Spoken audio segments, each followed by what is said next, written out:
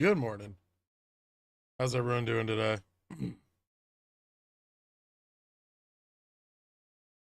Day Productions.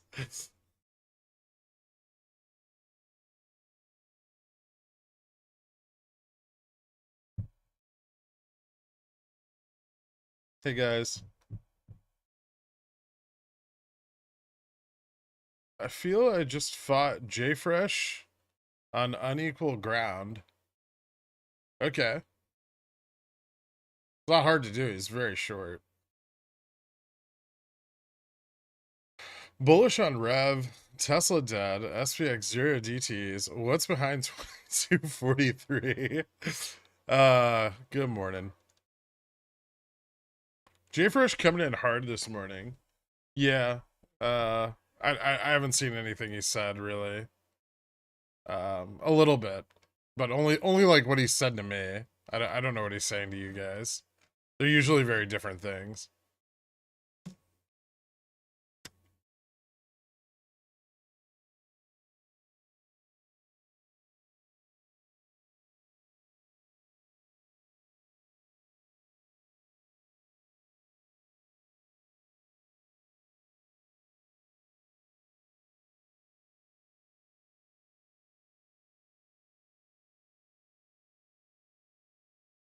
Are you still holding Nvidia puts? No? Oh, you're fucking with me, right? No, I'm not holding Nvidia puts. Any idea on how to 100x my port next week? How much is your port?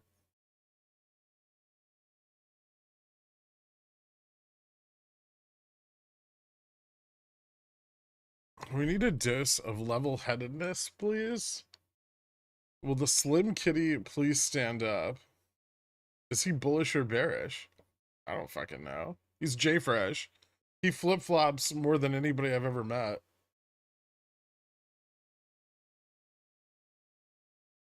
Quantalk today? Maybe. Yeah, we might have some time for that in a little bit.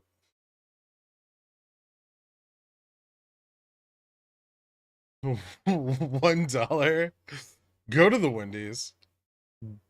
Spend your dollar on a store brand bottle of mayonnaise for lube and prepare yourself for a extended day of backbreaking labor. You could easily turn that dollar into 100. Have the GME tips ever been so unwilling to diverge in the past? What is the reason for that? They're not pulling back their sold calls or synthetic short positions at all. There's really not any covering occurring. Mostly we're just riding the market going up. They don't have enough liquidity to resist active fund pressure. So we've now had arguably the second longest sustained period of price improvement on GameStop since like May through July of 2022, May through August.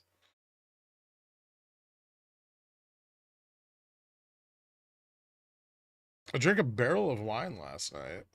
Gross. Have the GME tips ever been so unwilling to diverge? Decent play to sell half my GME cover calls on ETF FTDs for 217 and the other half for 317. Or selling theta on 317 not really worth it? I mean, it depends on if you're selling them out of the money or in the money. Also, if you sell out to 317, you have the risk of earnings, so that might be something to think about. Would this be evidence of quadruple stamping a triple stamp?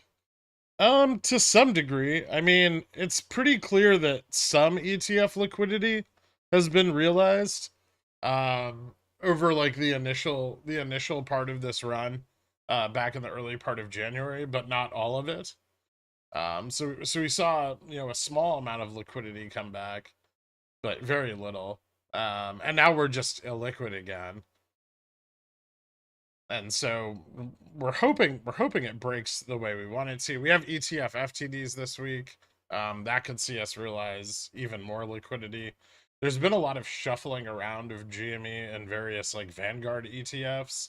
They seem to be preparing for GME to move back to like the Russell 2000. I don't know if you guys heard Turd on the Discord, but he was kind of talking about it before the weekend. How are we feeling about Upstart this week? I mean, a little better than GME. Mostly because it's much harder to control the price on it.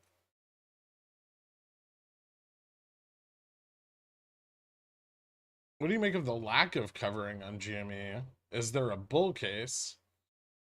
Sure. It could all be due. And maybe it keeps getting kicked out because they can't. Or we're seeing ETFs slowly bleed their buy-ins over time in order to prevent too much slippage in the position. I mean, the price of GME right now is almost back to where the majority of the shares were created, right? So if we look at the periods where we were most illiquid and creation was at its highest over the last 2 quarters, right? Our price was the same throughout this whole fucking period, right? And if GME's price gets above this, so if we move back into like the 20, like above, well, really, above 2468, now all of those ETFs would be buying in at a loss, right? So this was their opportunity to buy, but I think they've tried to buy a few times, and they've gotten a little bit of liquidity, right? But the price goes up too much. I mean, we had a 50,000 share order that drove our price up $1.17 the other day, and I was kind of thinking about this a lot because that's like 0.0002% of our free float, right? But it marked a 5% increase in our market cap. That's really dangerous if you need to buy a lot of stock. So how do you buy and main? So the whole reason this whole system has worked up until this point is because when the ETFs buy back, they buy back lower, right? You know, in March, for example, the ETFs are buying back this whole period of share creation, right? Down here, right? They'd bought back everything by like the first day of March OPEX. So they'd bought back in this range. Let me draw it with lines. It's a little better. They'd bought back in this range, right? And they'd created shares in this range. So the majority of that buy-in was profitable, right? And then this is all just the market maker through the top here, right? As the hedge flips and they start shorting again. And even in May, all the shorting done from the end of March until May was covered in the first part of May, right? And so all of this is profitable. But now, they haven't covered shit, and we're almost back at the price where all the shares were created. And so if all the shares are created between here and here, and the majority of the volume occurred in this range, right? And they start covering here, we're going to quickly exit that range, right?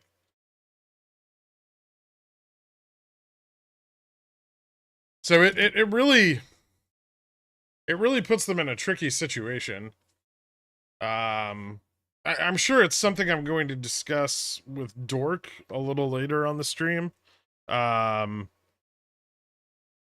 But losing that beneficial arbitrage is going to put, what once was an aligned ETF, where the ETF and the AP were aligned in the profitability of this, kind of turns them into the enemy. So yeah, it's something I've been considering more, given that we have not seen a large realization of liquidity since early August. And if we compare early August to now, I mean, even at the peak of the liquidity, we realized it wasn't anywhere near what we saw in August.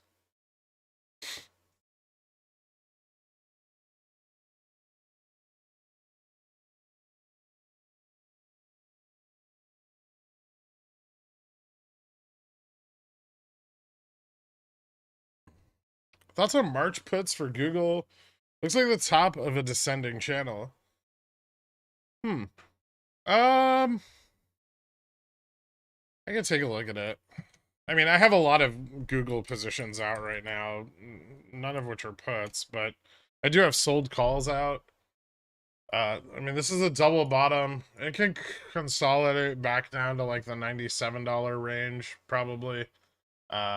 Missed earnings obviously weren't good. I already have a new batch of covered calls sold at 90, 95, I believe. So, but I've got, a little over a month on those. I sold them for March 17th. Um, Once it starts to fall back into my like buy-in range, I'll be targeting CSPs again. I suppose I could have done a bear call spread, but I'm not that concerned about the price improvement in the short term. But yeah, a fall back to like 97 or maybe the middle of this range, here around like 95.20. I wouldn't think is unreasonable.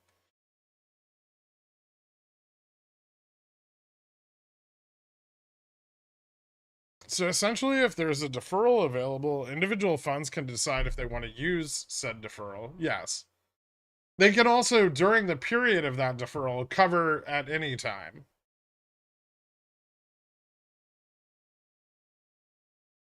They do not have to wait till the final day of the deferral to cover. I mean, although it's an advantage to do that, they can cover at any time. Thoughts on March puts? Okay. Do you still think there's significant obligations to cover on GME and Upstart? I think GME definitely has significant obligations left to cover. Upstart's getting a little closer to its like more liquid ranges. Although to be fair, I don't think it's seen a lot of liquidity since like May of last year. I think all the breakouts that it did have were quickly suppressed by long shorts, um, and rapidly taken advantage of by volatility shorts. So like a real return to mean in liquidity, I don't think has happened since, back here, uh, maybe in like August of 21, March of 21. Um, this would be the closest point where we saw a significant amount of liquidity realized due to volatility shorting. And we're still very, very far away from that. What I will say is their ability to short again is very obviously diminished. They keep trying to push back against the momentum, and they have been consistently losing that battle for the last like 3 weeks.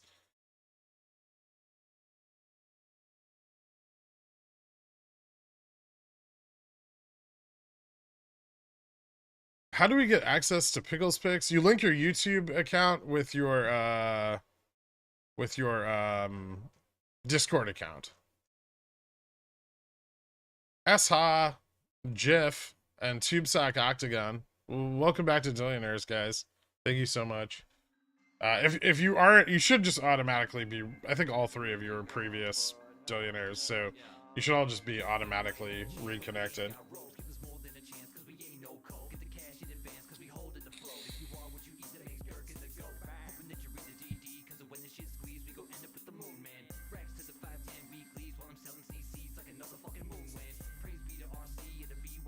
Do you think some better entries on Upstart after earnings, potentially, or into earnings?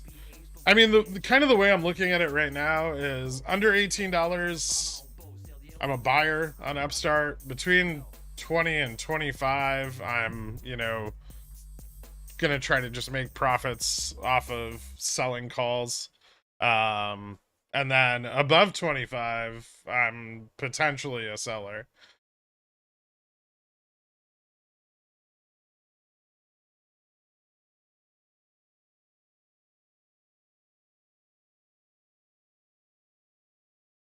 Depending on how high it goes above 25, obviously.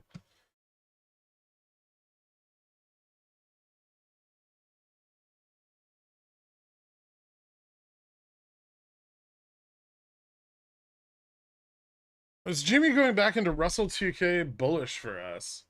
Yes and no. It opens up a lot more ETF liquidity, but it would also mean a very large ETF buy-in. So the initial buy-in very bullish, the additional liquidity bearish, but it would also mean that our covering periods would be larger volumetrically.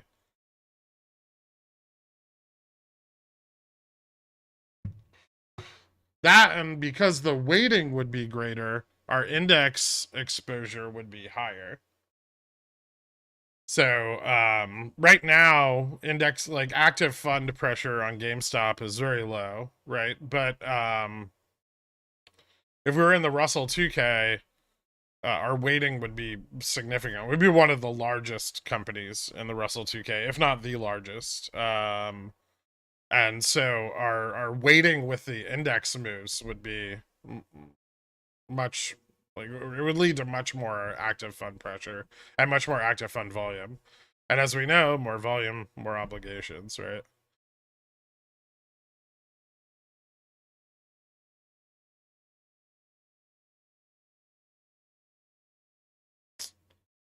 We look at Upstart from an overshort perspective and look for periods of covering, but not everyone does. How does it look from a purely TA perspective? I mean, good. It looks like it broke up. It's in like a bull flag right now. Or, you know, a bump and run, which could reverse higher on this trend. We've already had one that did. This could be a second one, right? You.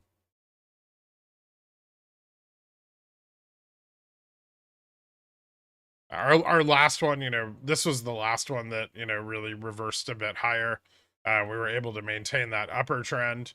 You know, we could then reverse again and continue this period of growth, accumulation, what have you.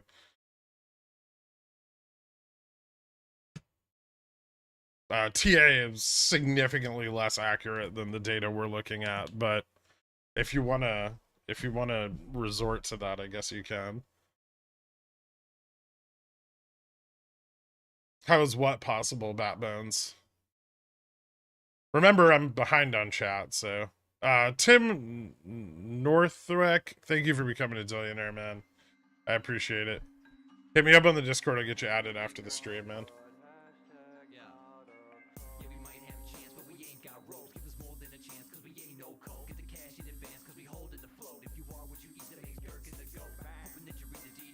ETFs are gonna get wrecked.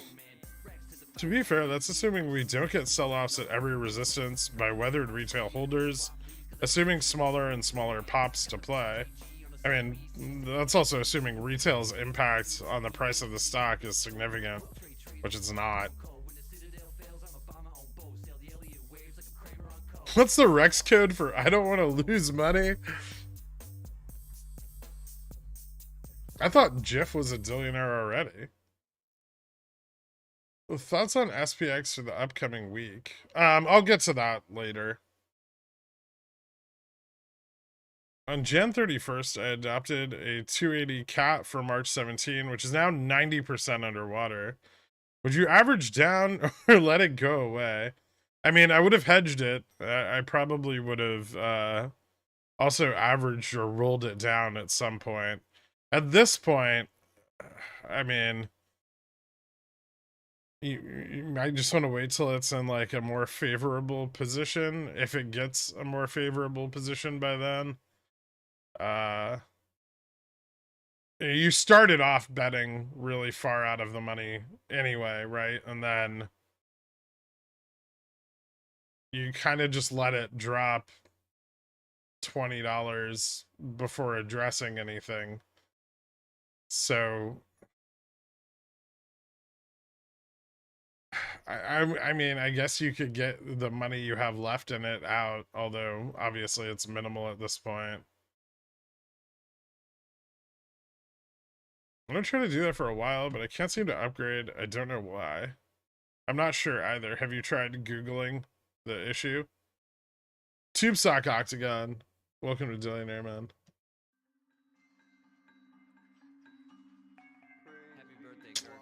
I'm trying to figure out how much of a trail to slap on 0DT SPX straddles. Any recommendations for black testing platforms that let you place trails at specific times in the day? Or general wisdom? I don't use trailing stops on straddles, so I don't really have a lot of general wisdom there. They're probably not great. The market's really volatile right now and tends to trade within a pretty wide range every day. So usually you can get out of most straddles in a better position than you entered them, provided you have sufficient theta. Zero DTE ones. I mean, I assume you're entering zero DTEs on like uncertain resistance on the intraday. Those you're like looking for a breaking consolidation. So wouldn't you just have like a stop set at a minimum loss automatically? Like, why would you use a trailing one?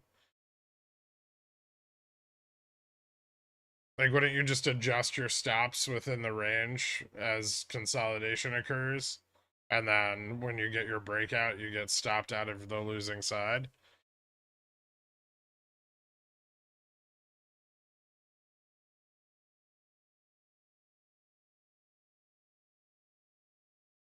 I've been playing a firm volatility, loaded up on puts, they're up 30%. Nice. I don't like a firm. It's like a shitty upstart. And besides the correlation with bots, they're very different companies. There's some opportunities to sell CSPs on it, probably some opportunities for like bear call spreads, but there's stocks with better IV to do that on.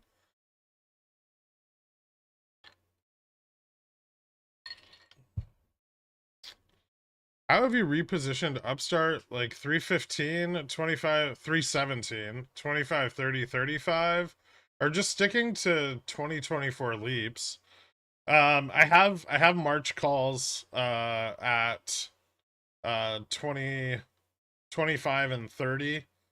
I have Jan calls at 50 and 100 still because we haven't seen a huge increase in implied volatility. Oh, and 510. But mostly sticking with the synthetic longs. I like those on it a lot. Put pricing is still pretty high. And you can get like 2x leverage per sold CSP. I also have a shitload of shares, but uh, primarily that.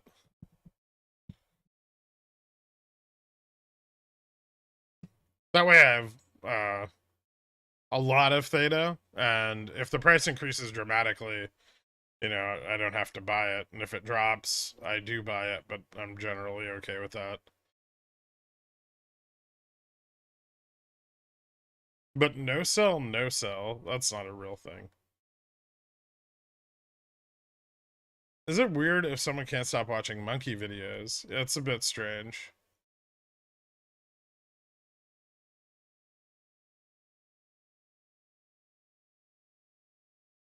Took profits on half my Upstart March 30C to cover costs.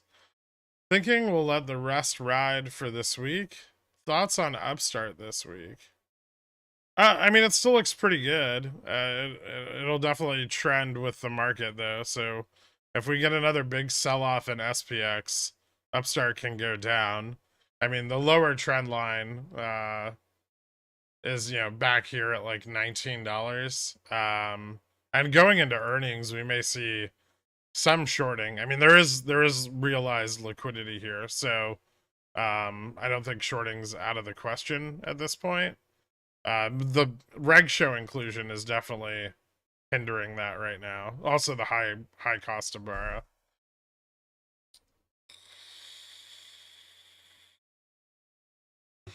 If you've noticed on Upstart, it's very rare that they drop the price rapidly.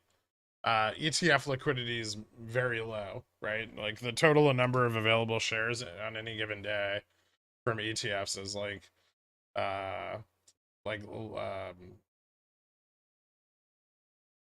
less than like 1.2 million, right? So they don't even on our worst days, they don't drop it that hard. Like a dollar or two is about the most they can get out of it. And the borrow rate now is extremely high, and we're on Reg Show, so it's even more difficult. Sorry, 1 second. I don't know who that is.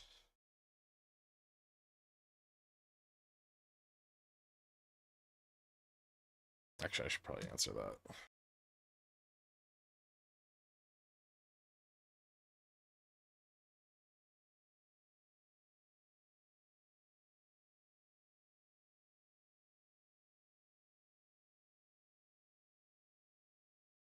Nope, it was bullshit.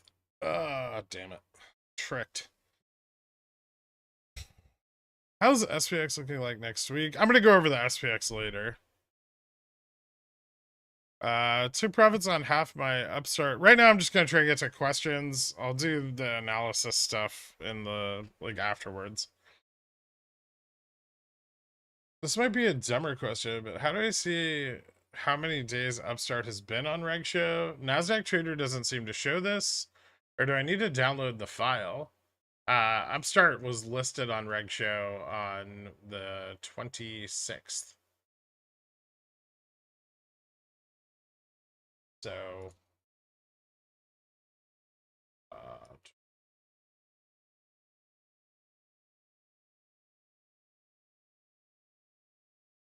13 days is on earnings.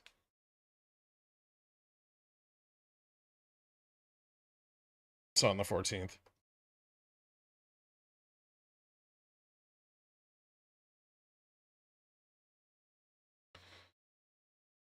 This might be a dumb question, but how do I see how many days upstairs? Okay, on Upstart, how do you choose the angle for that bump and run?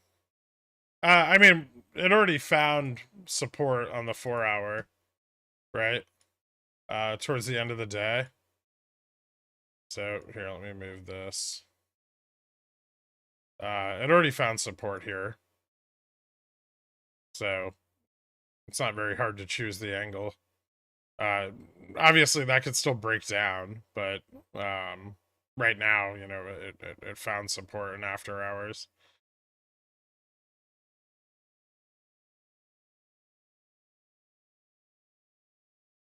End of the day and after hours, really. Took profits on half my Upstart March 30C to cover costs. Think I'll let the rest ride for this week. That's on Upstart this week. We have relatively high ETF FTDs on the 7th, 8th, and 9th, I believe it is. After that, I mean, probably not a lot until earnings.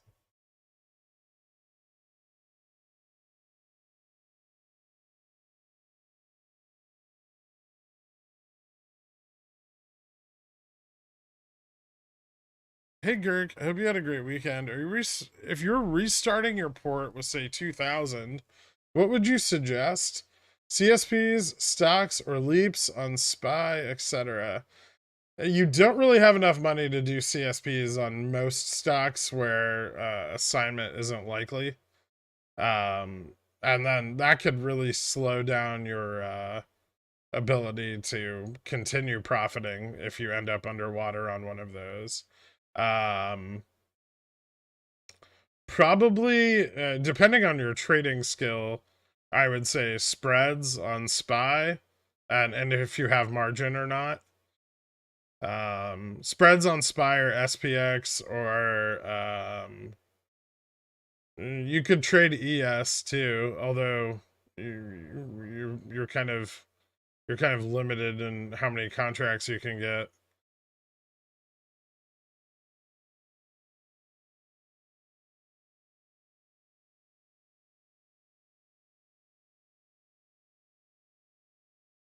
How are you buying SPY leaps with $2,000? And if you have margin, you can. On Upstart, how did you choose the angle for that bump and run? Okay, so you think more ups or Upstart in the next couple days for ETF FTDs and then crush into earnings? Well, even though Upstart's ETFs fail, I don't think a significant number of those are realized from Upstart, right? I think those ETFs are failing on other stocks. Um, so far, ETF FTDs on Upstart have been very minimal, right? Like we've seen price action, but it's not nearly uh equivalent to the number of fails. So I'd be cautious of them, but they do have some potential. When are you gonna admit that Larry told you to buy Fuberto? He never did. Crypto dumping a bad sign for the market tomorrow. Um, it could be. I know everyone's afraid of war with China because we shot down their party favor.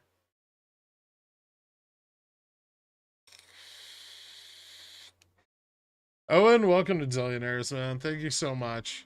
Fubo to $5 this week. So Fubo's still got a little potential too. It's pulling back a bit, which I don't particularly like. And it has run out a chunk of its liquidity. There's still more that can be realized here. And IWM does have a lot of FTDs, probably most of which are BBBY, but some may also be AMC, some may be Fubo. So we'll see over the coming days. Fubo's actually had a decent reaction to ETF FTDs before. So yeah, if we can get some buy pressure, we may end up, back over 3 again. We still need capitulation on those $3 puts, right? Those still haven't kind of given up any ground, and they're definitely holding back further price action.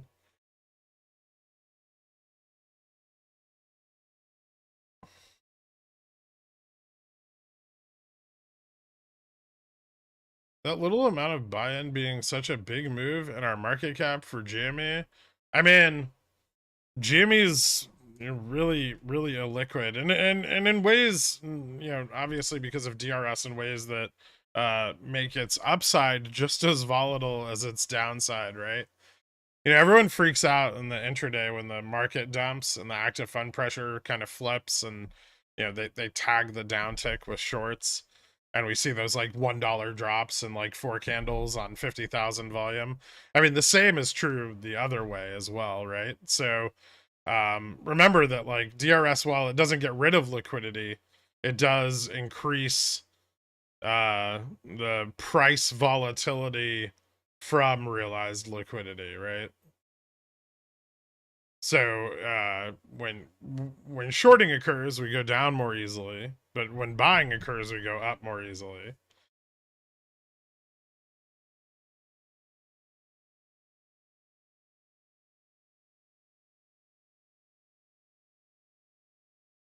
And I mean, the eventual results of that is over a long, long period of time is probably something similar to like DDS, where the market is completely dead because no volume needs to be really traded to affect a change in price, and no market makers are really willing to write contracts. But the price is, momentum in the price is nigh unstoppable in either direction.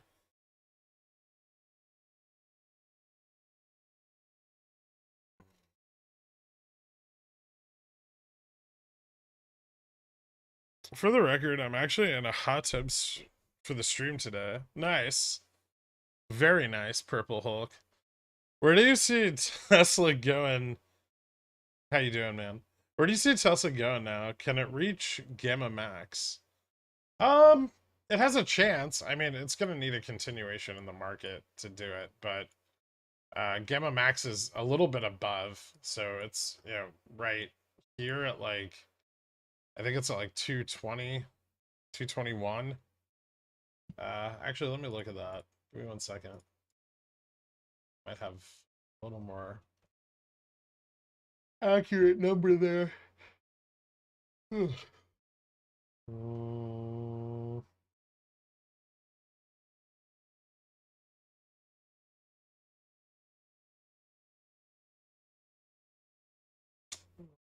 Tesla Gamma Max now at 217, so it slumped a little bit after Friday, actually. A decent amount of calls closed off.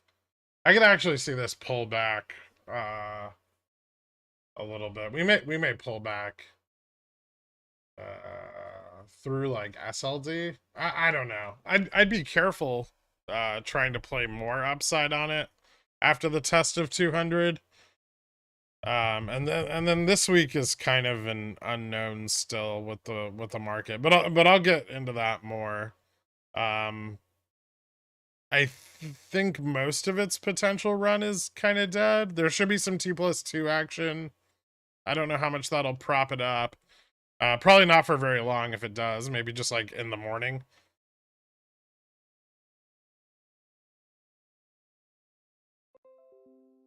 What's up with the Dillionaire FOMO? We need a new pigeon whale. We've got a few new pigeon whales. And some re-pigeon whales from last week. But yes, I agree. Can I get unbanned on the cord now? Shit. What's your name? DM me on Reddit, because you're not gonna be able to DM me on Discord. But send me a message on Reddit so I know who you are.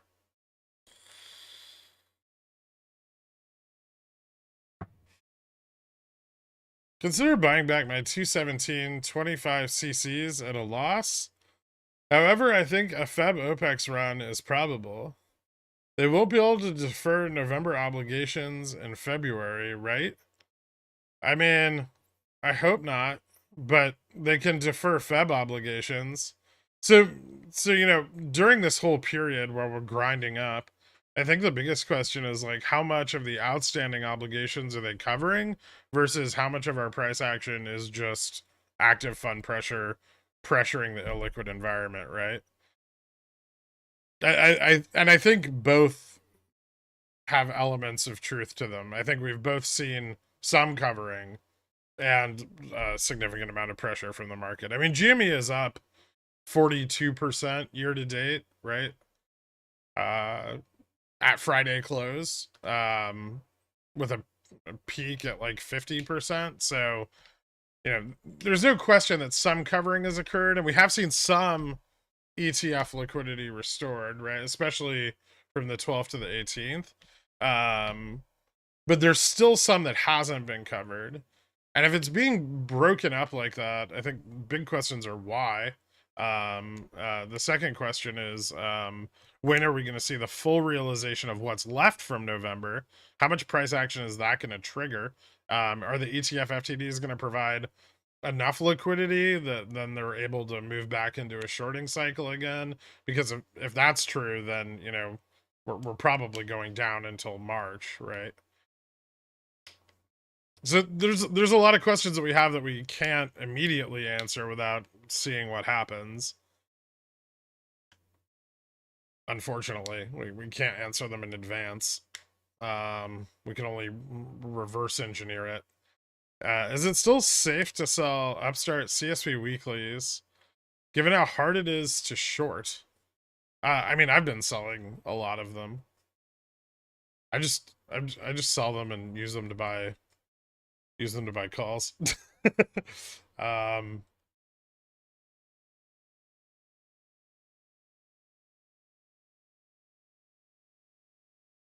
with Reg Show and earnings coming, how exactly will they dodge all these obligations and get it off Reg Show?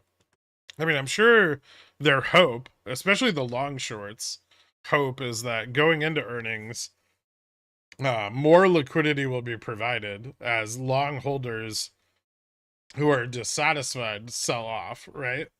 That would be the presumption. Bad earnings, people sell.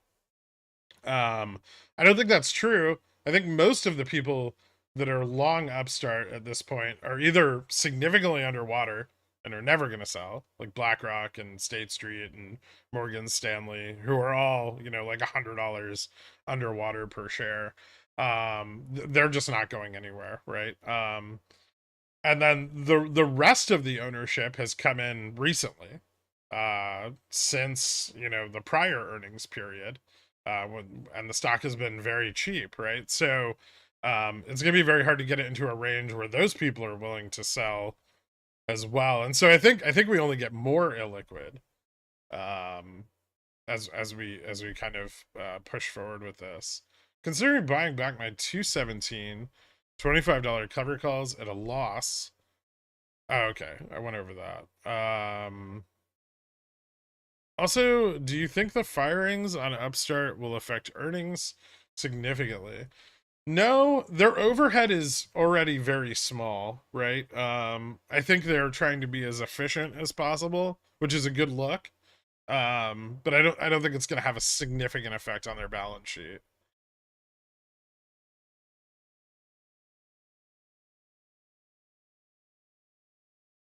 You mentioned on stream how the prime borrow rate is going up and down.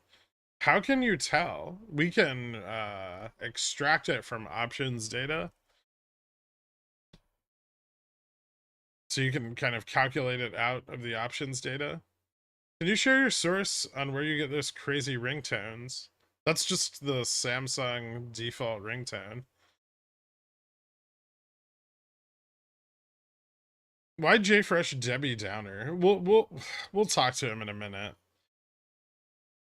Why did you hang up? Please pick up my call. I have a very important thing to tell you about your car's extended warranty. I don't know. I picked up the phone and someone said, "Do you have any puts on Nvidia?"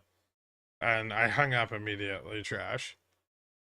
Thoughts on Nvidia price action? It's already exceeded the August high. How high can it reach during this rally? Potentially. Ugh. Uh,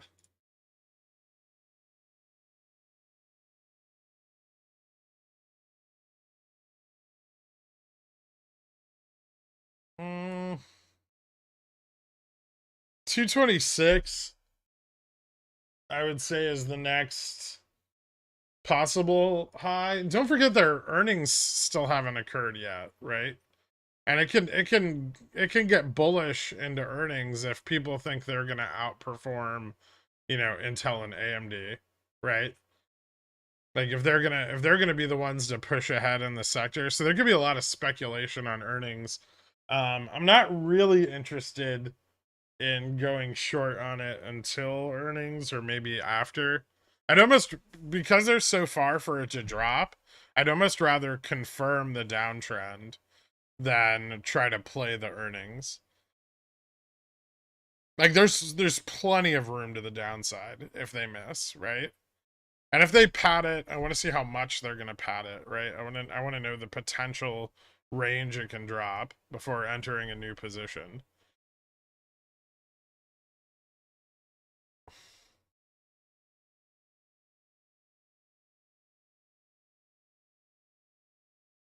Mike Novogratz is back, shilling Bitcoin to 100K before the end of the year. I'm no longer the most underwater bag holder. Let's rejoice. Um, do you think the firings on Upstart will affect earnings significantly? Okay, you mentioned. I got that. Where the fuck am I? Any hypothesis on what caused the SPY to dump on Friday? There's lots of in the money long side profit taking. For the majority of it was that it dropped into an area that was pretty heavy with 0 DTE puts, which pulled it down further. But yeah, a lot of profit taking moving into the weekend. People didn't want to hold it over the weekend. So we ended up kind of flat into the overnight session. The SPY is still up a lot, right? It's still up like $100 from where it was before the raid decision.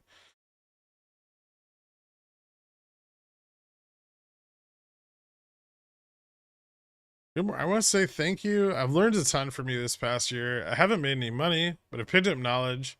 In the end, that's priceless. Thanks, AVTV.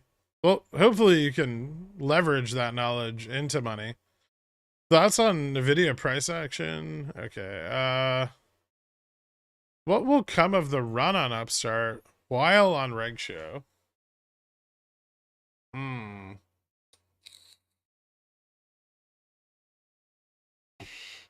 It gets interesting once forced settlement occurs. So if the fail to volume ratio remains high,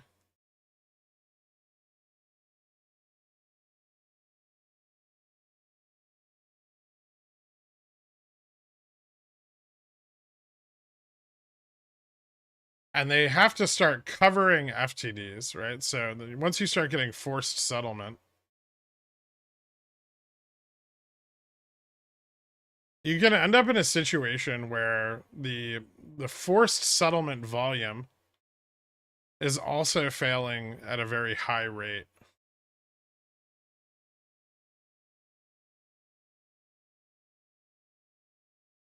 And so this means that they're creating fails in the effort to get rid of previous fails.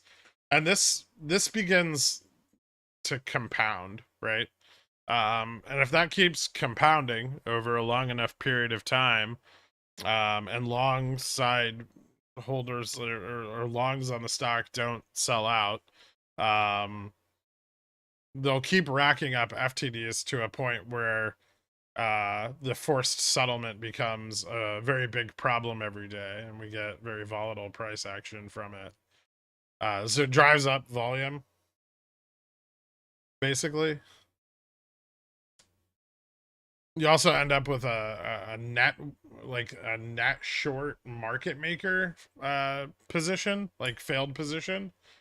So instead of just ETF failures driving price action, market maker failures begin to drive price action as well. This did happen with GME. This is where you know, the biggest similarity lies between GME 2020 and Upstart. What do you think about Apple July 150p? After the earnings, even though it's quite bad, it rallied to the resistance of September last year at 155 to 157. How low do you see it could drop by June as a price target? I do actually have a price target for Apple. I think Apple might make it back down to like 124. Uh, into the end of the year if they continue to miss on earnings.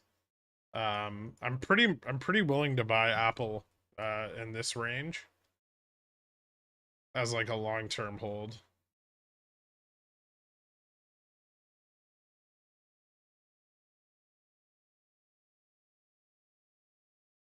And this carries out pretty far. This is like October, November of this year.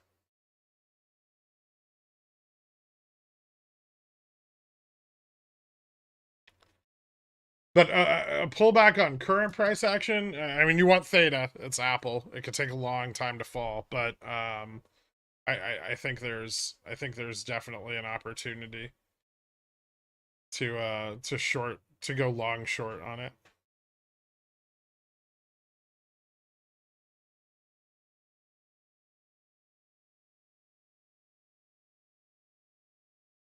Currently reading a book about Renaissance Jim Simmons. Do you have a theory on what they were able to figure out that makes them so much more successful than their peers? It depends which of their funds you're talking about, but sure. I hmm.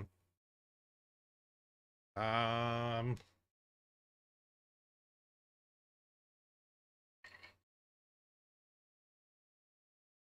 Next question. Thoughts on opening a short position puts for Airbnb at these prices? Airbnb? Ah, sure. Yeah. I mean, it's a piece of shit. You want theta, but it's what's it up to right now? Yeah, it's not a terrible short at these prices. You might want to let it rally up a little bit more. Yeah, maybe not. You know what? That's a solid rejection. Yeah, it can pull back to like 110, 107, maybe even 104.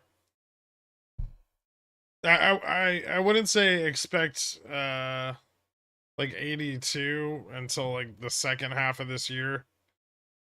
Maybe well, let's say not second half, but into quarter 3. I'd say before it sees 80 again. Or we need to see really bad housing data, right? One of the two. But yeah, I'm not a big fan of it. I think it's a shitty company anyway. There's lots of short opportunities right now with everything running, but just because everything's run doesn't mean it's not going to continue a little longer.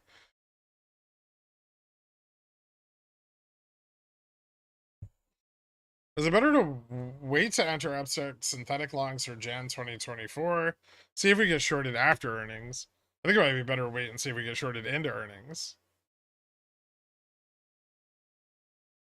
But yeah, I mean, there's definitely time to wait. I'm probably going to cut some more synthetic long exposure and take profits over the next like 3 days. Maybe sell some covered calls into earnings. We'll see.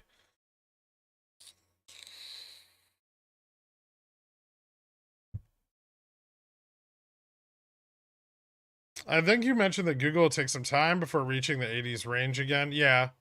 Would it be wise to start selling CSP on Google, targeting 93 to 87 range with some cash on hand?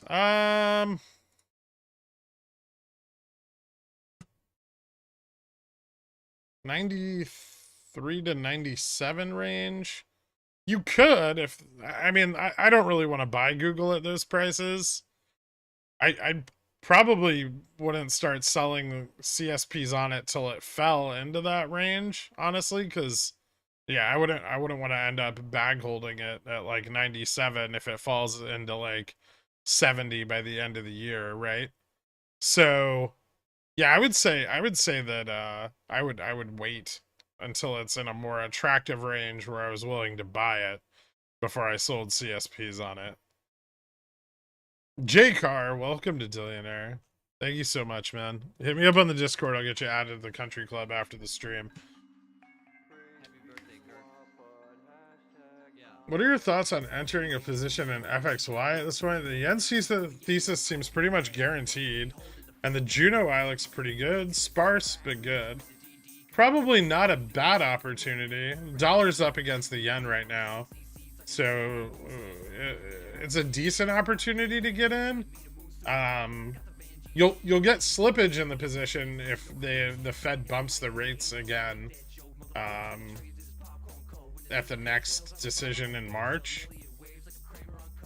But we may see Bank of Japan take more actions before then, and usually anytime they take like they like step into the FX market, you're able to like close those positions pretty profitably, and then you can kind of close them going into like the Fed decision, and then once the effect of the Fed rate increase is felt, re-enter. I've done that a few times now, and it's been pretty good, and definitely helped me sustain the position for longer. But I also have yen futures, so and those are like 2025, so I got a lot of time on those.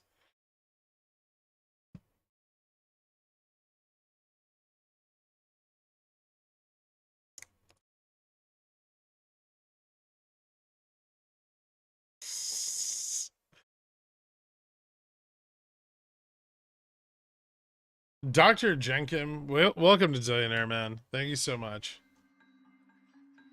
Hit me up. I'll get you added to the country club after the stream.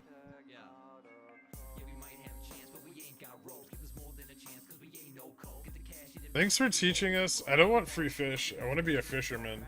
Thank you, bro. Thanks, Surfa.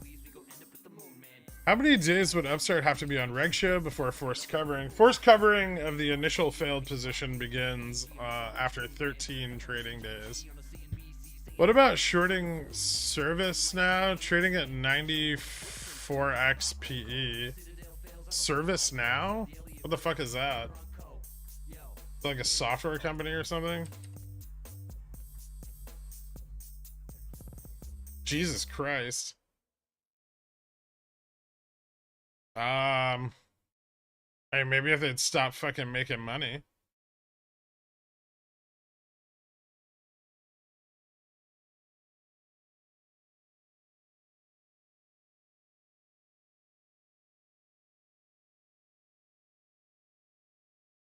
Huh. Um,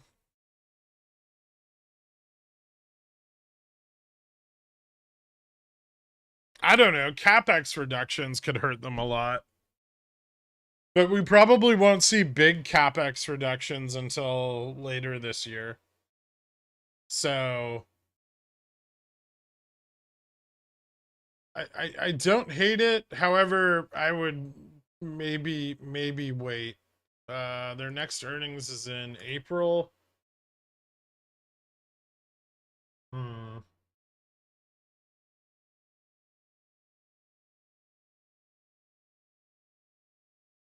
Interesting. Yeah, I'd probably wait.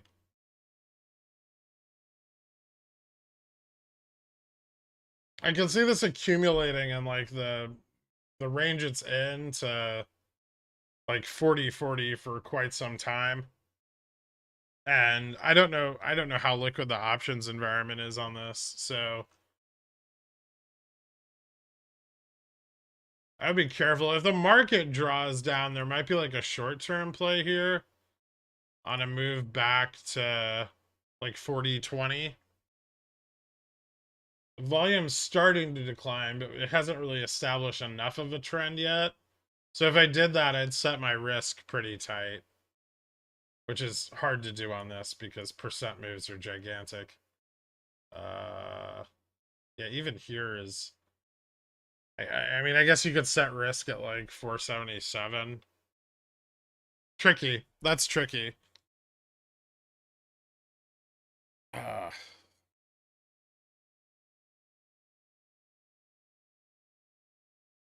440. Yeah, I mean, there is a short term play there, but the risk is really wide.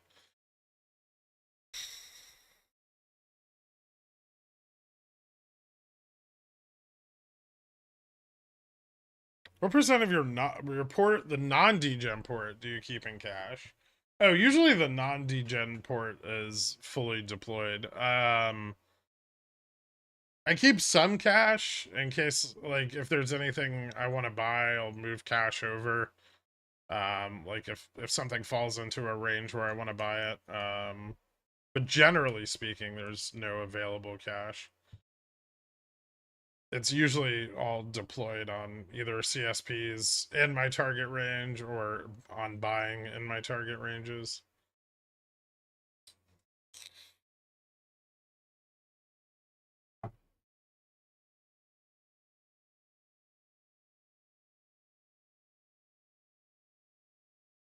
You check a very important DM for me. Absolutely not.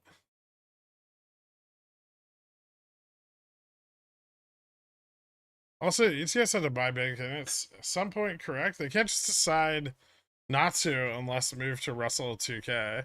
No, some of the value and growth funds don't have to buy back in unless they want to. If they don't, if it doesn't meet their metrics, they can keep it out of their fund. But selling out of ETFs lowers the amount of available liquidity on GME, right? Which is going to raise the borrow rate.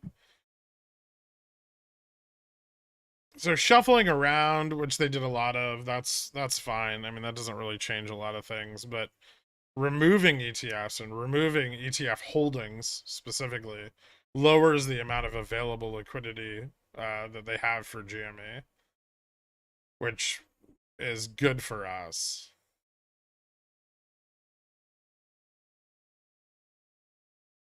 And increases the chance of GME ending up on Reg Show.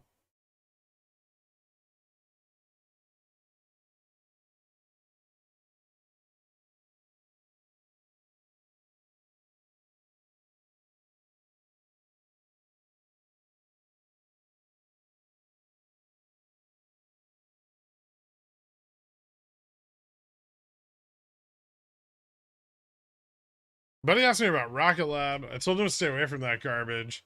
Is this a good thing? Probably, yeah. I think it's a piece of shit. What do you think about the crazy IV on CSV? $6. Premium is at 340. That's a whopping 58% of the cost. Sounds like put skews very high. So like the delta skew on puts is very high. They're pricing the company for bankruptcy. I mean, it's a good opportunity to sell CSVs unless the price drops. Because God, imagine getting assigned on them.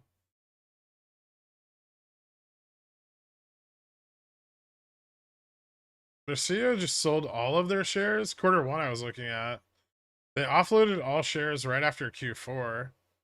Ooh, that might be really good then. I would need to do a lot more digging. Hang tight. In the short term, though, yeah, I could see it. The problem I have is like their margins are going up into Q4, so that's probably why they sold then. Um, so their margins are probably going to come down as capex reductions hit the sectors where most of their clients are, right? Is there a better strategy than rolling up or up and out each 2 weeks? If the stock were to run against a CC position, I'm trying to reduce my cost basis and looking for a better contingency. You can buy calls to hedge if like the run is short lived and you have enough theta on your covered calls. So you can buy calls, and then if the price keeps going up and you get assigned, you can use your calls to offset the loss. Otherwise, you can use like you can enter bear call spreads if you're afraid of upside risk. That's kind of shitty.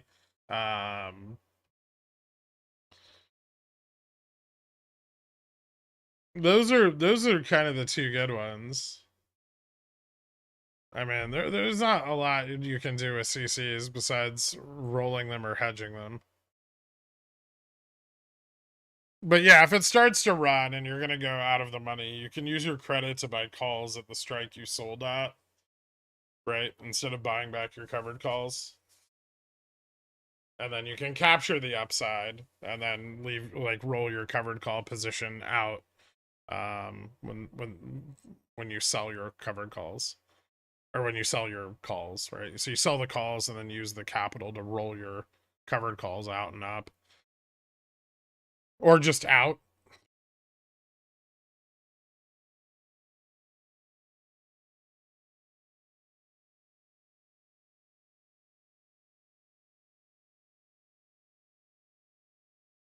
Is there a specific way to measure stock options market liquidity besides OI and volume? A stock's options market liquidity besides OI and volume? Yes.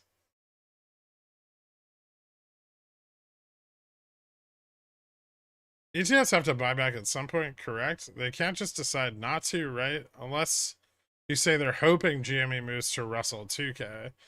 Well, I think they're either hoping GME moves back into growth and out of value, or it moves into the Russell 2K. But yeah, they would have to buy. I mean, holdings would change, right? It would shift ETFs. Has Upstart Gamma Max gone up with the past week? I have some March 17 30Cs. It hasn't moved a lot because the short positions on it haven't capitulated. So Gamma Max has stayed relatively flat. I don't know what happened Friday, but I don't think it moved up much. Yeah, 2367. So we're seeing very slow capitulation from the sold call positions, but not a significant amount. And so Gamma Max is just creeping up all week. I think from Monday through Friday, it went up every day, but it went up from like $23 to $23.60. So those $25 sold calls haven't budged, and there's thousands and thousands of contracts at that price. Synthetic shorts at that strike too. I'm about 10 minutes behind on the stream. I just want to clarify, when you say cover, you mean cover and not close. Covering and closing are the same thing. Dr. G78. Cover's covered. It doesn't matter. There is really no difference between those two things. No one's checking. Like, no one cares. There's no serialization of shares. Who decided about removing GME from ETFs? It's not the short hedge funds, right? No, it's Vanguard. I mean, it's Vanguard. It's their ETFs.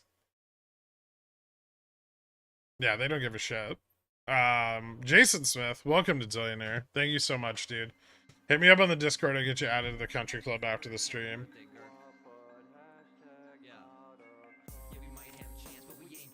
All right, I'm gonna answer a couple more, and then I'm gonna.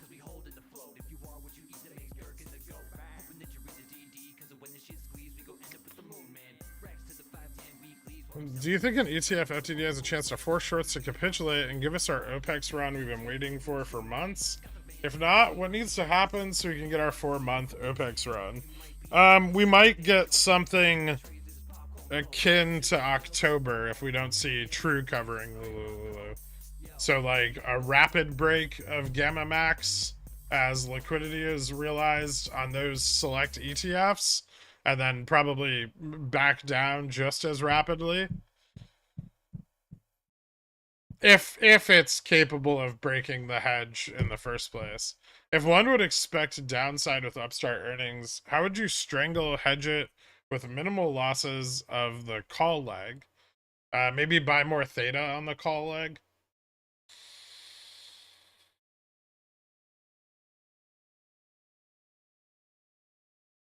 What do you think Marcy's motivation for buying into JWN was? Is it worth keeping an eye on?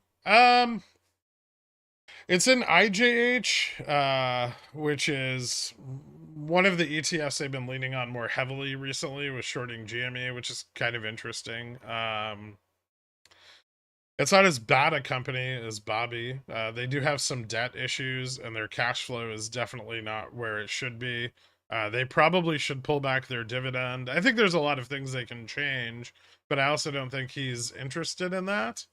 They're a luxury brand, and luxury brands do well in recession. So it could simply be he is targeting them as an investment opportunity over the next like 2 to 3 years. They are a basket stock. I've owned Nordstrom's several times in the past. I've played it for OPEX runs. It's done okay. Its volatility is due to its dividend is generally not as high as the other basket stocks. It's a little bit less of an attractive volatility short in that regard. But I think it can pull back. I think it's extremely overvalued right now with the most recent run up. So I would not buy it in these price ranges. My last purchase of it was down around like 1850 something. And I got assigned on my covered calls that I had opened on Friday. I didn't know Cohen was going to buy it, so but I'm definitely not buying back in above 22. Thoughts on BTU heading into earnings on the 14th? I have a few April 30s, and I was thinking about averaging down cost basis. I've bought a few more. I've averaged mine down. I still feel pretty confident on it. Rates are going up. Dixie's starting to climb again, which is going to heat up commodities. So hopefully over the next few weeks, we start to see BTU move up into a higher price range. I know they have earnings coming up. I expect those to be quite good. Their last earnings was the first period where they had their Australian mine fully operational. The continuation of that mine running and the reopening of China and coal prices going up are all going to benefit them quite a lot. So I'm still very, very bullish on BTU. What do you think of gas this week? You think Chevron keeps on dropping to buy puts, or is it time to buy calls? Thanks, Kirk. I don't know. I don't play Chevron. I have Oxy. I did tell somebody that I would kind of go over Oxy. But I don't really follow Chevron at all. Oxy's getting close to my buy-in range, but it's not there yet.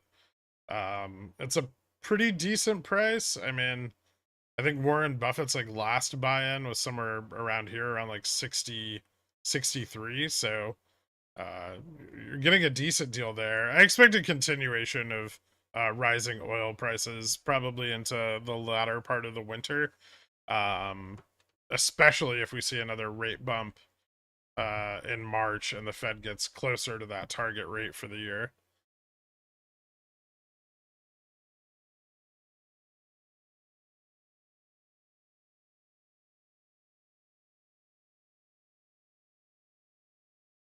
Kielson and JD, welcome to Dillionaire, guys. Thank you so much. Happy birthday, Gert.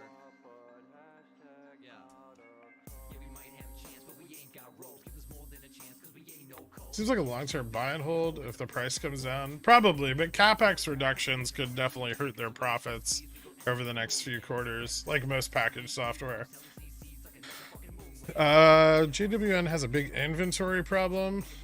I used a bear call spread from your last example. If there's no run, then I lose capital for my CC due to the call. How do I flip this position in a down move? And a bear call spread is bearish, right? Are you using a bear? Like, oh, so you're using a debit spread. So I see what you're saying. So you sold CCs and you're using a shitty after the fact debit spread to cover the upside move.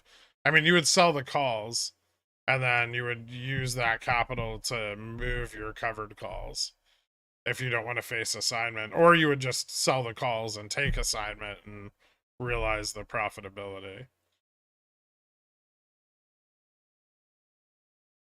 You could sell the calls and buy puts if you want. Although, I mean, that doesn't change your risk of assignment at all.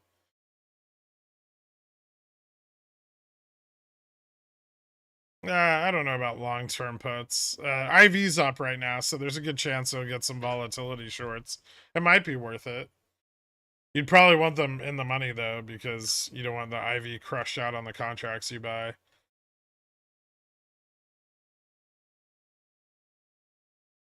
My favorite companies to buy puts on is Bill. Unfortunately, I don't play earnings. I think this fall has some more room to the downside. All right, this is the last one, and then I got some other things I gotta do.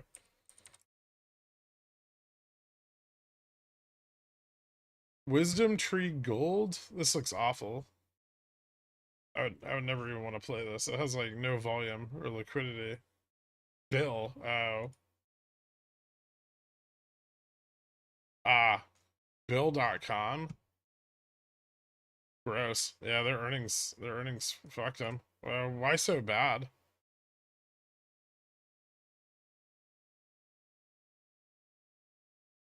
Yeah, that looks like it's gonna probably keep dropping. There might be a little bounce here. Anyway, I don't know why it's selling off so hard. I mean, their earnings stats look pretty good. They surprised on EPS and revenues.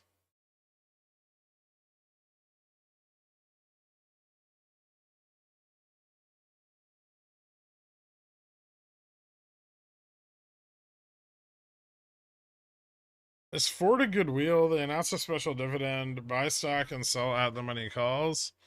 Yeah, you could. It might not be bad. I know their exposure is picking up. All right, I got Jay Fresh here, so we're gonna chit chat a bit. Hey, what's up, man? Sorry about the delay there. No, that's cool. Are you actually in your hot tub right now? I hear the splishy splashes. I am in my hot tub for this one. Nice. What? Is Dork gonna hop on or no?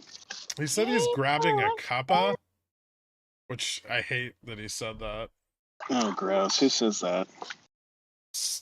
Like British people from like the central part of the country. Yeah, what's going on? British. I missed what you were saying about GameStop today. People were saying you were bullish. I'm not bullish. Oh, okay. I'm reserving judgment to see what happens with ETF FTDs, but I'm not really anything on it right now. I mean, we're not realizing liquidity. It's very difficult for them to make us more illiquid, so it's kind of I don't know. I really don't.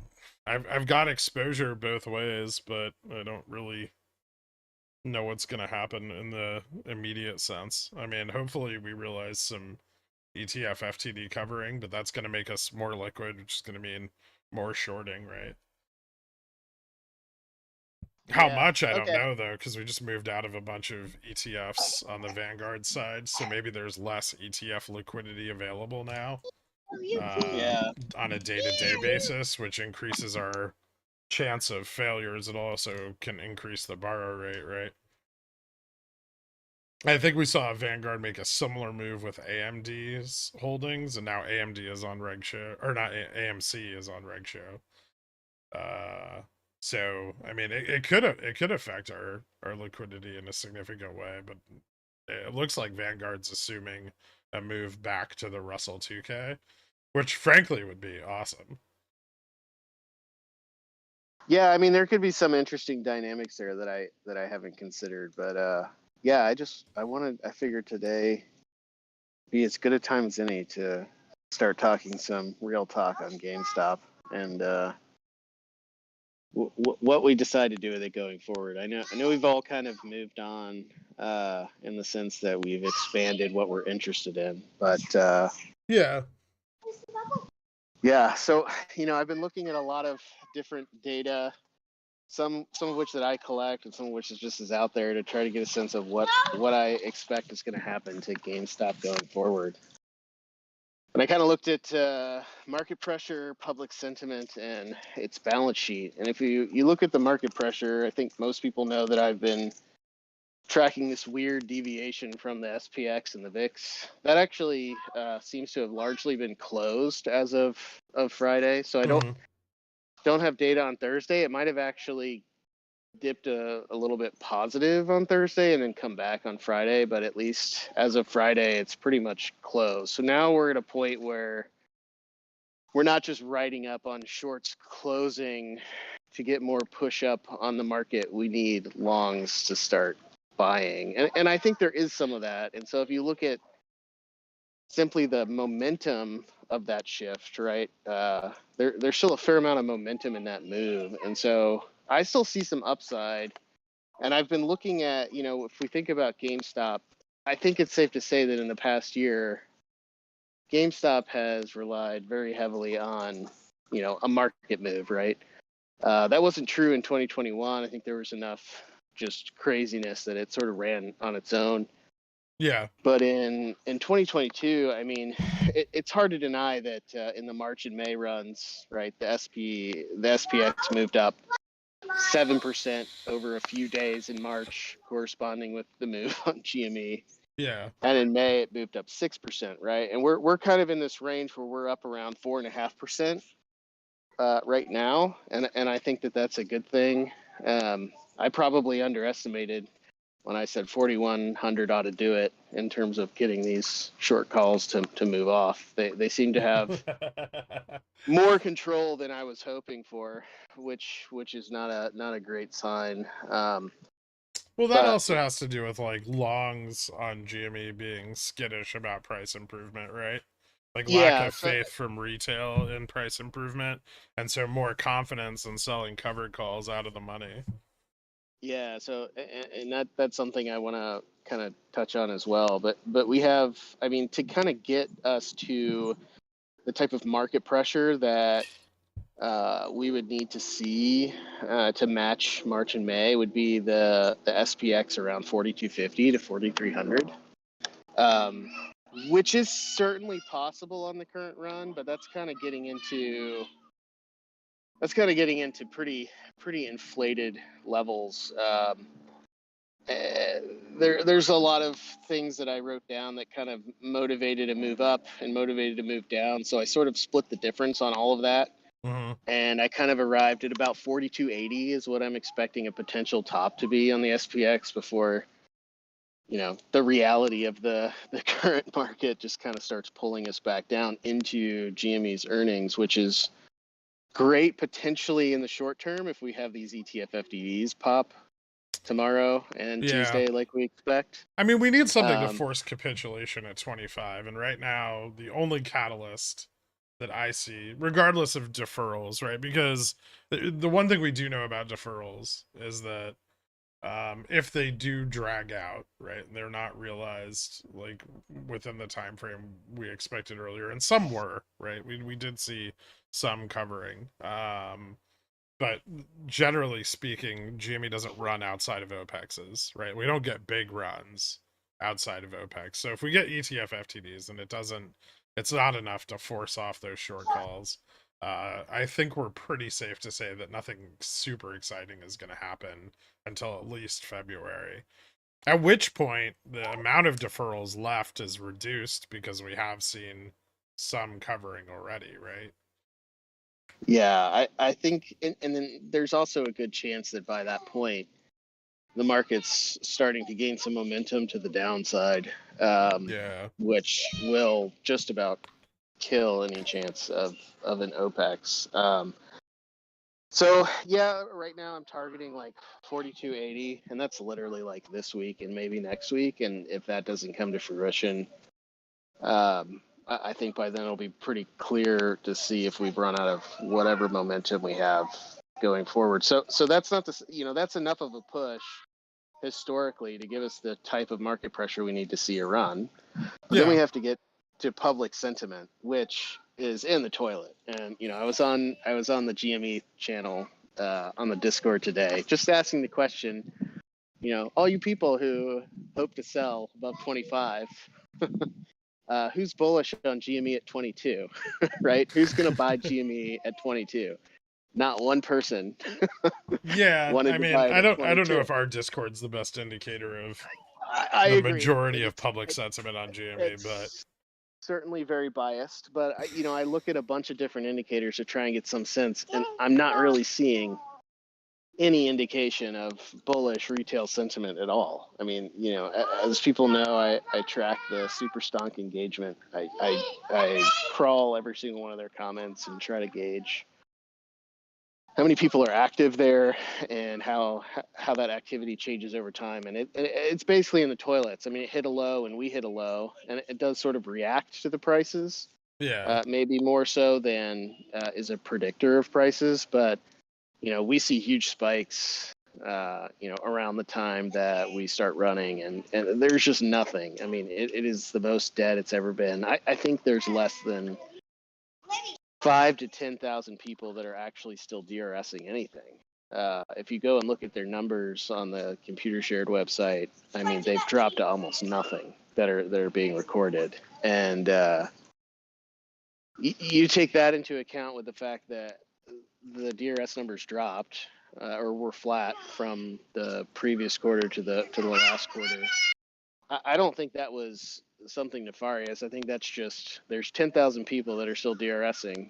There were 200,000 people that DRSed. I think that most of those people are just moving on and moving out of DRS. And so there's no indication of any forward momentum there. And if anything, at earnings, when that number comes in lower, I think that's just going to accelerate that process. So Here's not here's where I'm at on that. I kind of can't wait till fucking retail gets out of GameStop. I do too. I mean, I think it kind of has to. I would much I mean, prefer an environment where institutions were attracted to GME because of its tradability, than people DRSing driving them away. So yeah, I think we're kind of past the point where I you really don't can think imagine. anything fun happens on GameStop until we get a significant, like really fun happens on GameStop until we get like a significant amount of retail investors to capitulate. I Yeah, think Cohen I knows agree, that too. but for retail to capitulate, the price has to go down, right? um, No, it so just has to go up one more time. or that, yeah, also true. So maybe up then down, but definitely down. Yeah. Eventually, right? I mean, the options chain is completely dead too, right? You look at, I've been, looking at playing with some ways to try to tease out the probability models that the market makers are using to price options I've on seen different that, yeah. equities. And, a lot of things like Upstart and even BBBY and a lot of other things, there's still something there, right? I mean, the probability that you're going to reach those elevated heights are low, but there's Yeah. still interest there, right? People are still making those bets. Nobody is making those bets on GameStop, not in the slightest. Yeah. We're pretty much sitting at what the max that the market maker expects the price to be, and it just kind of tracks. Like if the price goes up $1, that expectation moves up $1, and I mean, no that's more. also No, isn't that also skewed by? I mean, just to not to shit on your parade, but isn't that also heavily skewed by the fact that the market maker doesn't hedge out of the money calls on GameStop very much? I mean, it certainly could be. They're certainly not pricing higher calls for Moneyness. with the expectation that they're going to go in the money at all. Yeah. But part of that too, I mean, some of that pricing is dictated by demand, right? They're not clairvoyant, and so part of their expectations are based on the demand at various strikes, and there is none. I mean, Um, that doesn't seem too dissimilar to the start of the March run, though, where options were extremely underpriced. Like call but if you side look at options were extremely underpriced. And Jan maybe true, but if you 2021 look at my too. same data that's telling me that there's nothing above the current price in terms of expected value, and the March run, we were actually at the low end of expected values on the chain, and the high end was somewhere at like $35 or even $40, right? So we had some upside room to run, right? We had some gamma to go and capture. That doesn't really seem to be here anymore. And I think that's largely just because people who are playing the upside are sick of trying to fight against this impenetrable wall at 25 of somebody has just been unloading an ungodly amount of short calls on the stock for months. And I It's think not that me, just I kind swear to God. of it's DFE. It's DFE. I think Yeah. I think we all can say that, right? DFE is stealing all of your money. You should stop giving it to them. But I mean, so all that to say that I don't see really any indication from anything on retail's interest that they really care about this anymore. I mean, you go and they're all in. They've already moved on to Bobby and Carvana and now JWN and whatever dog, the new dog shit, right? They want the dog shit that they don't have at home, right? They're all bag holding GameStop. They don't want to bag hold it anymore. They want to lose money in new and fun ways. Yeah, on worse but same things. Yeah, and then I was, having some discussions with people on the balance sheet today, and there were some good points. I mean, I think there is a chance they could be potentially profitable this quarter. Definitely not over the whole year. But the biggest likelihood is that Quarter they're three gonna. is really rough. Yeah, I mean, the biggest issue I have is that yes, they had positive free cash flow, but there's a pretty big liability that they had to push forward. And if they don't get a massive amount of sales to offset that this quarter, I mean, they that's where just you're need going to to start sell the seeing it. financed inventory, right? They don't actually need a massive amount of sales.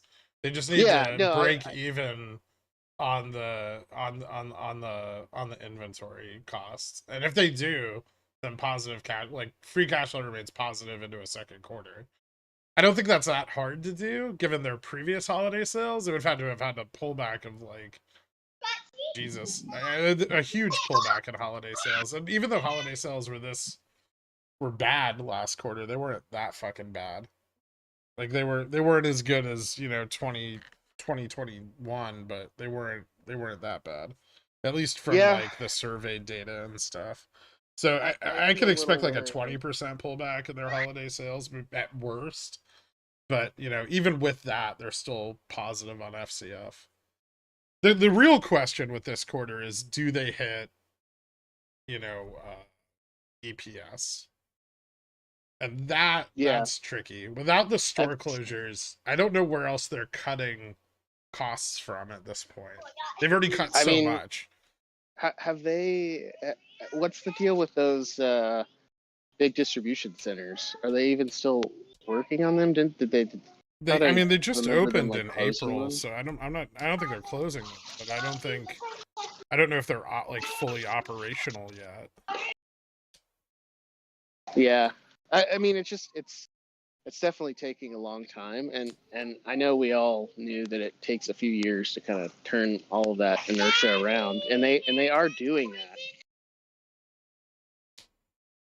Yes, they're not in danger of going out of business, Stefan. We know. That's not the question at hand, though. Staying operational is great. I mean, you know my opinion on this. I mean, I think the GME board at this point, I think they've cut enough costs, and Bipolar Bear's right. Quarter 3 labor costs are going to be reflected in this quarter. So the big cuts to like the dev teams and stuff will be reflected, and can also, you know, add to potential EPS. But I think right now GameStop doesn't need to do anything. I think if they can keep finding places to cut costs, that's great. But I don't think the board has to do much. I think they just need to wait for store closures and maintain not higher revenues. No, they don't need to grow revenues, but they just need to maintain consistent or relatively consistent revenues. And if they can do that, I think we end up profitable on a short-term basis, and we probably stay that way into next year. Because don't forget, you know, our coming quarters are going to be weighed on the last year's quarters, which were bad. So it's not going to be hard to beat them, especially with costs down, right? Costs are down massively. And then store closures are huge because that's most of the overhead. GME has a lot of operational stores right now that don't produce or are losers, right? They don't produce any revenue. Yeah, I'm sort of at the point now where it's like, if you take into account the fact that there's been absolutely no forward guidance. I mean, we know that we kind of know what they're doing, right? I mean, we just discussed what they're doing. Yeah. But without some sort of targets or. But there's also no growth plan in place, right? Like, so, I mean, what are they going to give guidance on? We're cutting costs and trying to maintain revenues. I mean, it would be nice for them to have a long-term growth plan, right? I mean, if all they're just going to do is profitably wind down the business slowly over time, that doesn't bode well. I mean, ideally they would have to hit profitability for several quarters before they could structure a growth plan, though, right? Like, I mean, you want your bonds to be upgraded. You need to be able to get capital to grow. And so either RC turns to the shareholders, which is going to, you know, nuke the board, because if they do a share offering before the board is profitable on their shares, they're all leaving, right? So yeah, the only place he has to go for the only place he has to go for capital is, you know, like a bond offering. And right now their bonds aren't super highly rated. So if he can hit short-term profitability, get an upgrade, and then do some bond offerings, you know, they could raise a serious amount of capital, a lot more off a profitable business than they can off one that's, you know, unprofitable and uncertain. I mean, whatever they want. They can use it for acquisitions. They can use it for, you know, expanding e-commerce sales. I mean, I don't even think that'd be a hard target for them. And then everyone else's margins are contracting, so you know you're fighting a downhill battle at that point and taking away market share from your competitors. It's a great position to be in if they can move themselves. And you know, sometimes I understand that my planning for the GameStop business is far better than GameStop's planning for their business, but I mean, it really doesn't take a very intelligent person to figure out how to take advantage of their current situation in their sector. Yeah. So I don't know. I'm still, I mean, obviously I don't have a cost basis that most people do, and so maybe I'm really biased, but I'm very happy at $6 to continue holding. If my cost basis was like 30, I might have a different opinion. I would be really happy to sell at 25 and buy back in at 6. That would be more than I would expect to be able to get out of that. But I don't think it's unreasonable based on how far we fell on the last earnings and how much I think that currently we're being a little bit propped up by the fact that the market is rallying, which probably won't continue into GameStop's earnings. I think it's really likely that we're going to see sub $20 by earnings, if not, sub 15 by earnings. I'd be My kind of shocked if we fell sub 15 in the near term. Maybe after earnings, I could see it if it came in really shitty. But right now, there's a lot of fucking buyers at $15. Like it took us a while to find them. I mean, we had a decent amount of buyers at 20, right? And we held for a bit, but we really had a lot of buyers at 15.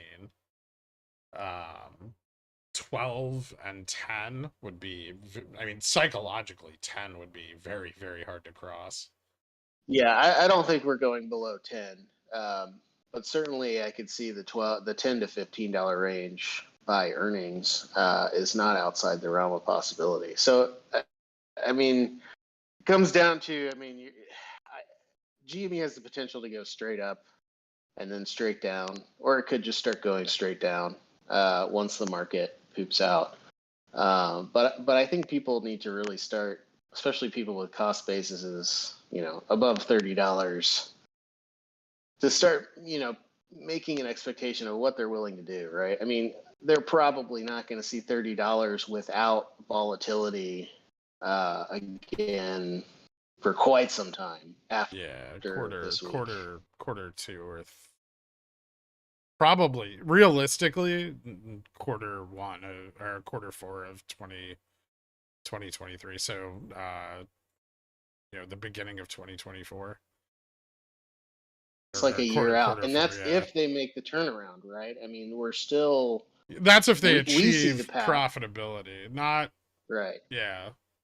We see a path to profitability, but that doesn't mean they're going to take it, right? We're assuming a lot of competence, and I mean, you said even a stupid person could figure it out, but I mean, they haven't figured out a whole lot so far, and they're not giving us any indication that they're going to be able to achieve what they want, right? So it's risky, and I think if someone's got, say, a cost basis of 30 and they don't want to hold it underwater for another year, and we bump to $27 on Tuesday from ETF FTDs, are they going to want to not lose that $3 so that they can sit on an underwater position for a year?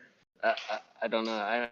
I think people need to start accepting. I mean, I think that's where you draw the line between who's trading GameStop, who's investing in it, right? Because like if you're investing, you're going to take advantage of that opportunity and sell covered calls. You're going to buy protective puts. You're going to do what you can to maximize profitability on that volatility move, right? But you're going to ultimately stay in the company because you have a belief in their future. But that means you're an investor, not a trader, right? If you're trading GME and you have a cost basis of 30, well, I don't know how. But yeah, I mean that's a different story. Yeah, I think most people here are probably traders of GME, as most retail was. I don't think many of them are buying at $400 to, or I guess post split $100 to buy and hold for long terms. No, they definitely bought for MOAS. Yeah, but now it's like a question of it's becoming more and more apparent to retail that MOAS is like not a thing, right? It's bullshit. But still not enough of retail.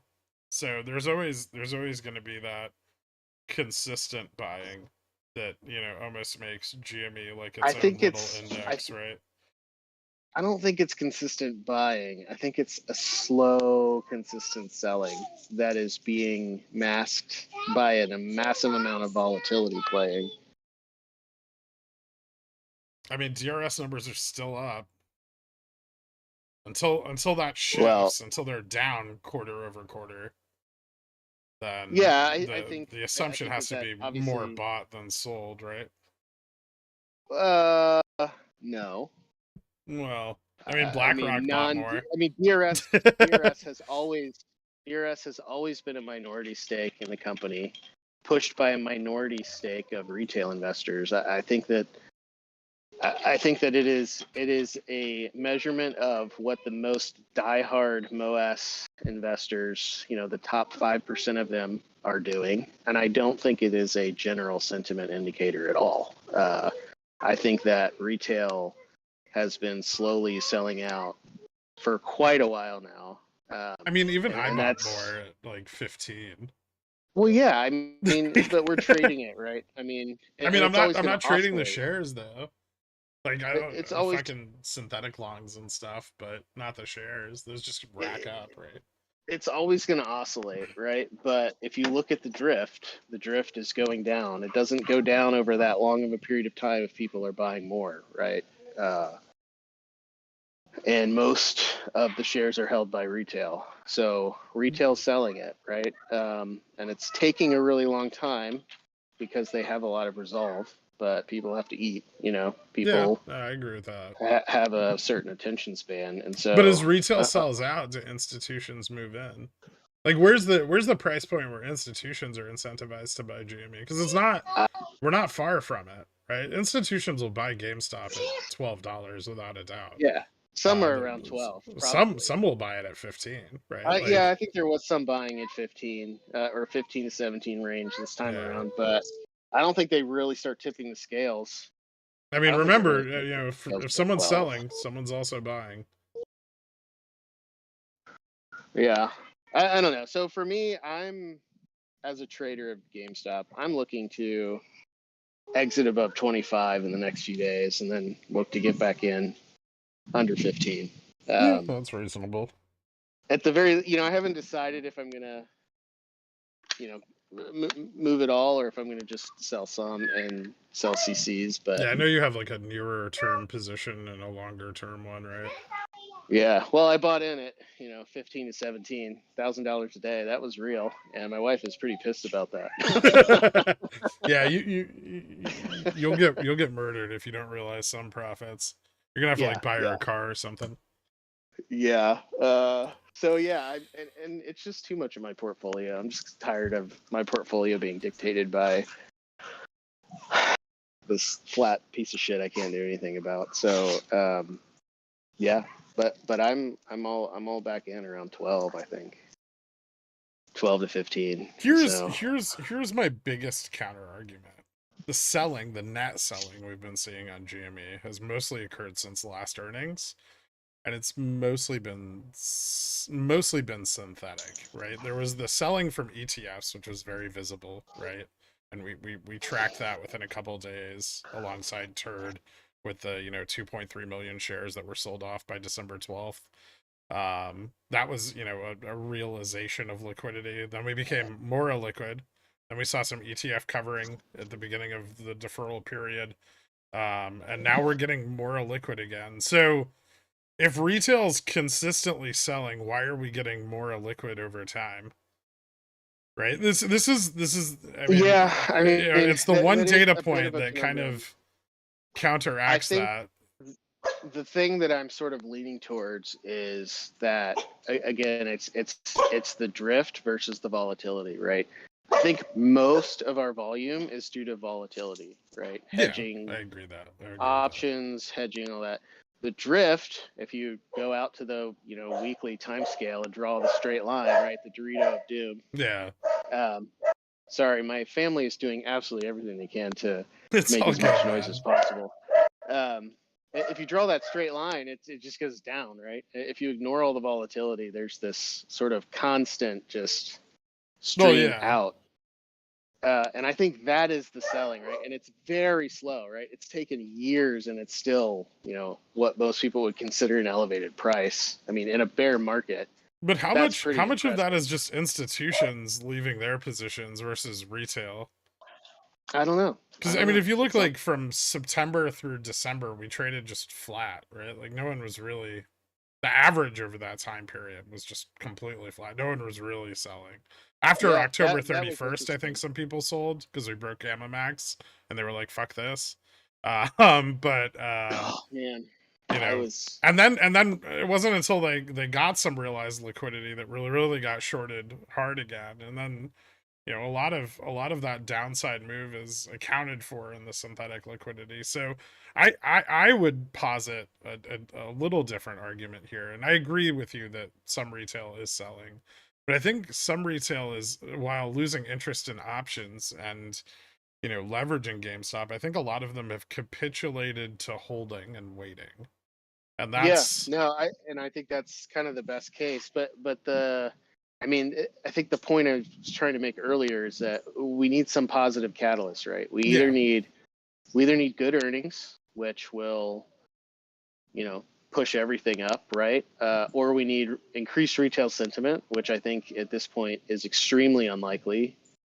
Yeah, they'd have to do Or we something need big. market pressure, right? And we've already had a fair amount of market pressure, not quite as much as in March or May, and we can still get a little bit more, right? Which can push us up. And if that's timed perfectly with some, you know, very short ETF FTDs that have to be covered at the same time, right? That might be enough to get the 25 sold calls to capitulate a little bit, but they seem pretty intent on just sitting there and scavenging money. So I would say at the very least, if I was telling people what, you know, giving people advice, which I'm definitely not, I would just stop buying calls. Stop giving the short calls money, right? I mean, the only way to get them off, I think, at this point, is to just absolutely crush IV, make it so cheap that it's just not worth it, right?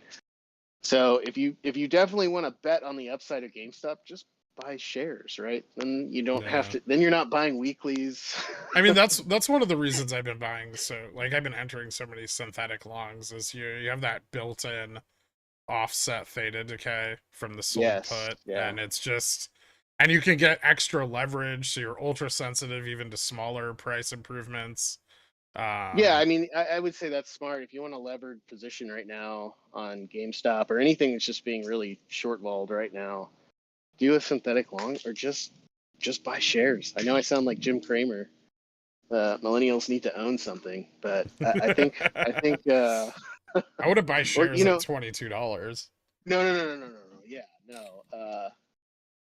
You know, maybe try to trade them if you're looking, you know, if you're looking for the up. If you need to scratch that itch and get your upside this week on ETF FTDs, you know, don't give short vol your money because they're just taking it, and the I more mean, they take, really, I mean, I was looking at kind of the options positioning too, and I really think we need to break like 26 or 27.50 to see any, because there's a lot of those 25s are for March 17th. They've got pretty decent theta to wait out some upside, and so to really get yeah. them to fold, we need some some momentum. We need the market Well, up, and we need ETF FTD covering like simultaneously. Otherwise, we need an OPEX. And do we still have a full OPEX in the tank? That's hard to say. I don't think there's, I yeah, think there's like I half don't a think so. one kind of there, but it's, I don't know if it's enough on its own. And I don't know how much of Yeah, that is fails on the ETFs. I think unless we break like 27 or 28 and it doesn't look like we're coming down anytime soon, I think they're just going to push it right back down, which, you know, 27, 28 is 5 to 10% over Gamma Max currently, which That's very good. that would be that would be fantastic. That would be the absolute top that I would expect over the next 2 weeks, to be frank. Yeah, I know I'm sounding super bearish, and I hope I'm not like killing some people's souls who have cost bases over 30 or 40, but I you mean, know, the answer to those cost basis is going to remain the same regardless of what happens over the next 9 months, right? And that's, you need to aggressively sell covered calls, and you need to yeah, average down, and yeah, you need to get your it's time cost to join basis into Kenny. a range where the stock's value is. It's Um, time to join Kenny. He was right yeah, all along. and if you're unwilling to do that, you need to figure out something else, because that's really the route forward. It's been the route for the last year. some of you I know took advantage of that over the last year. Some of you did not. If you haven't, I suggest you start learning how to, because you're very underwater, and that's probably the easiest way for you to realize any profitability over the next year. We are entering a recession, and even though GameStop stands to do well in a recession, it's still going to be a recession. Yeah, and you know, if you look at their strategy, right, they don't want to take on the risk of a run, but they also don't want to exit their position. And so if you look, I mean, it's like even somebody was complaining the other day. They run it in the morning, which is them pulling out their near the money covered calls on early morning buy pressure, and then they just put them right back in place right, Yeah. at a little bit better cost basis, and they make a little bit more money, and then it all just kind of drizzles down, and they just repeat. And they've been slowly pulling up the 22s, 2250s, and 23s, They but those have 25s, capitulated a little bit, but not a lot. but those 25s are stuck. But even if Here's we the break deal, 25, though, and they're going to this put them is right back something we on. have seen on other runs, is if they expect buying to come in, a large amount of it, if there is a realization of, you know, this OPEX liquidity that we're waiting on, they just rip those right off. Oh yeah, but And they've then been doing that a everything little goes bit. fucking nuts for like But 5 that's the thing days. is they've But been they doing that haven't. a little bit over the last few weeks. Definitely not to the extent of like March and May, but they've been doing that where like, you know, 100,000 delta or, you know, 200,000 delta just gets pulled on near the money calls, usually weeklies, and you know it goes up a little bit and it comes right back down. So there's just nothing there to continue a movement, right? The shorts aren't budging. Shorts have not budged 1 inch. They're entrenched. Yeah. And it's just, I mean, I don't know. I think it's Now let's talk about the company that's way more bullish right now. Upstart. Upstart. Yeah. I love Upstart.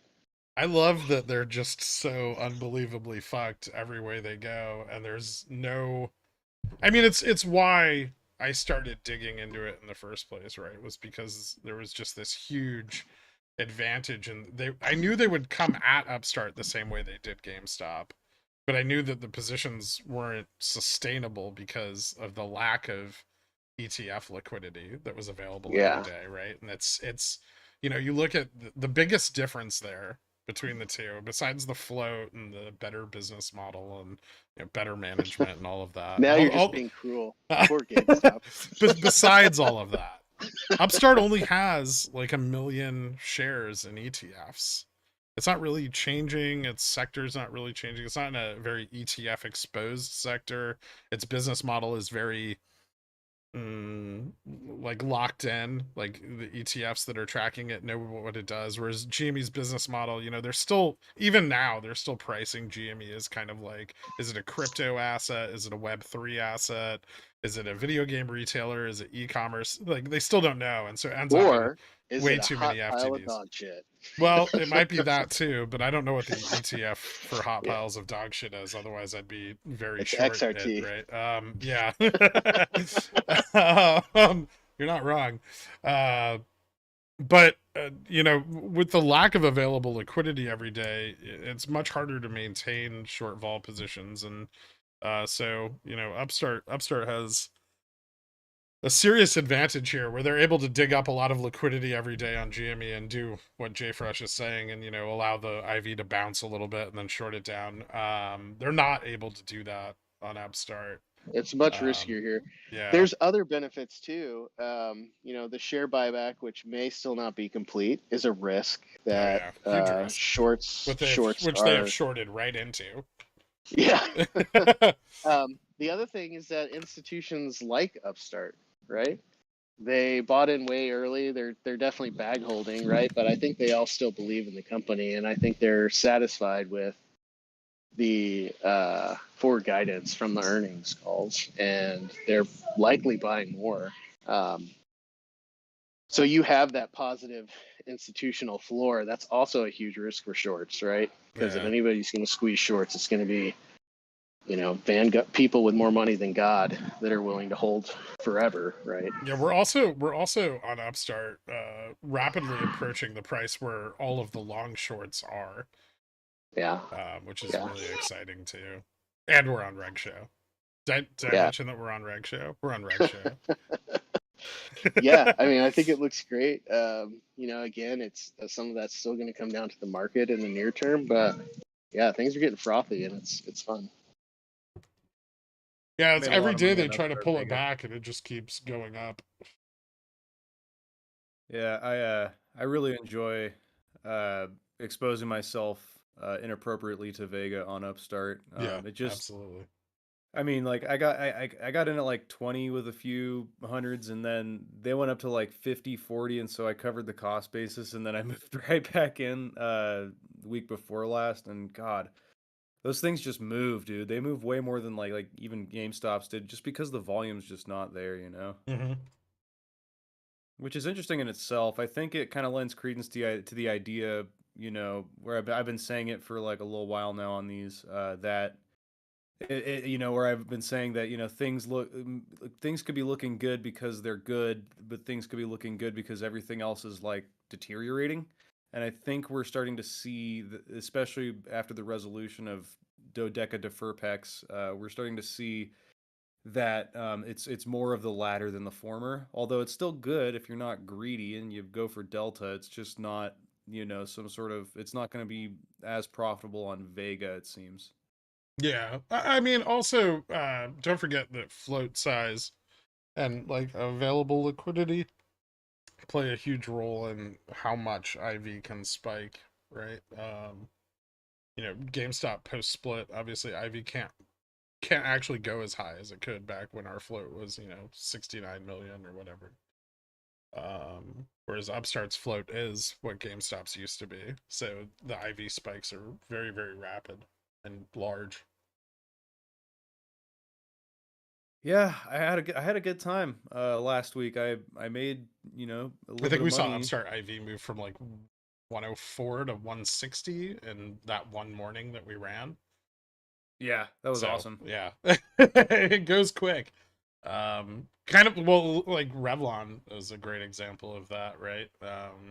Where like IV would go up 200% because the float was 7 million fucking shares.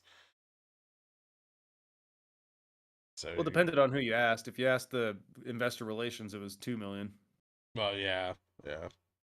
There was definitely some argument there over how many actual shares were available, but the effect on IV and the reduced float size was very apparent. Oh yeah, that was wonderful. It was a fun stock, but yeah, Upstart is cool. I definitely, especially since they did those layoffs, I think that institutions saw that as bullish, and that's why we're getting this upside momentum now Yep. because they are I cutting think costs and they still have their institutions are share still buyback. very, I mean, given their cost basis, they're very willing to buy at these prices, right? I mean, here's my difference: is I'm excited to own Upstart long term at $20. I'm terrified to own GME short term at $20. That's fair. Yeah, I know. I promise I'll go easy on being, I know I'm a flip flopper, bearish, bullish. I like to have fun thinking about both sides, but I just want to be very clear to everybody that I am bearish on GME right now. I'm looking for short term bullish in the next 2 days, but I don't see much upside until something changes with the business. So beware, make smarter decisions, stop YOLOing, stop buying calls. Stop buying shitty calls, Let's honestly. all Yeah. join Kenny. Okay, unsubscribe. All right, later. Who was that? Wall Was that Street Shorts. Oh, it was like Kenny made not. $16 billion last year. GameStop lost money. I can never tell if people are being serious or trolling here. I don't know So either. I assume they're being serious when they say things like that. yeah, Dude, well, if they're not here to make money, why would they care what price the stock is, right? We're Yeah, trading, we're not. they're just, I don't know, it's like that no sell mentality, I guess. This is the Yeah, wrong fucking place for that. You ever talk to Boss Blunts? I want to be Kenny. God, dude, I saw. I don't. So now the sentiment on mean- Super Stonk nowadays is generally just, I'm just never gonna fucking sell my GameStop. That's what people are saying now. They're just, it has nothing to do with MOAS anymore. It just has to do with them just never selling ever. Yeah. Yeah, I mean, I've it's- noticed like less mention on super stock shit that people have linked me to, of like being rich, or like it's like their goals have disappeared, right? And now they're just like, I'm just gonna own this forever. Fuck you. But every time that shift in like sentiment happens on super stock, more and more people leave, right? Yeah. Yeah. Yeah. I don't know. I think it's high time that we set sail. Not that GameStop couldn't be bullish. I'm waiting for forward guidance that says that they're just going to become an online retailer only. That'll make me bullish on it. But until then, Close all their I'm probably stores. That'd be awesome. yeah, that's exactly what I want. But if they don't do that, I'm probably not going to go long again, and I'm going to be focusing my efforts towards Upstart and possibly Fubo, and then there's a few more other little candidates that I'm looking at that I don't want to disclose yet. But Yeah, JFresh, Pretty for cool. have you looked at Fubo's shit at all? I know the Gamma Max is super fucked up on it, but have you It's gotten a chance just to so look at the low. positioning? I know those $3 covered calls and puts are kind of fucking everything up. Yeah, I mean, the most I can kind of make sense of, again, there's a lot of noise and there's a lot of uncertainty just because of the price of the stock and Yeah.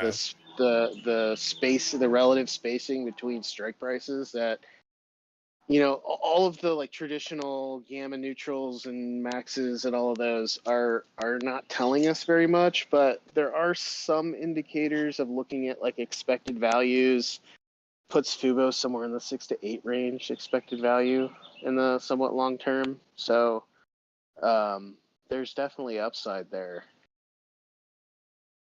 Yeah, I'm really interested in the accumulation. I think a lot more institutions have been buying in, especially with their like freemium, like ad revenue based model that they're supposed to be dropping in the near future. I think Netflix's success with that has encouraged more long-term investors to come in. Also, the price is cheap as fuck, right? Yeah. It's another stock where institutions are severely underwater, and it's pretty heavily shorted as well.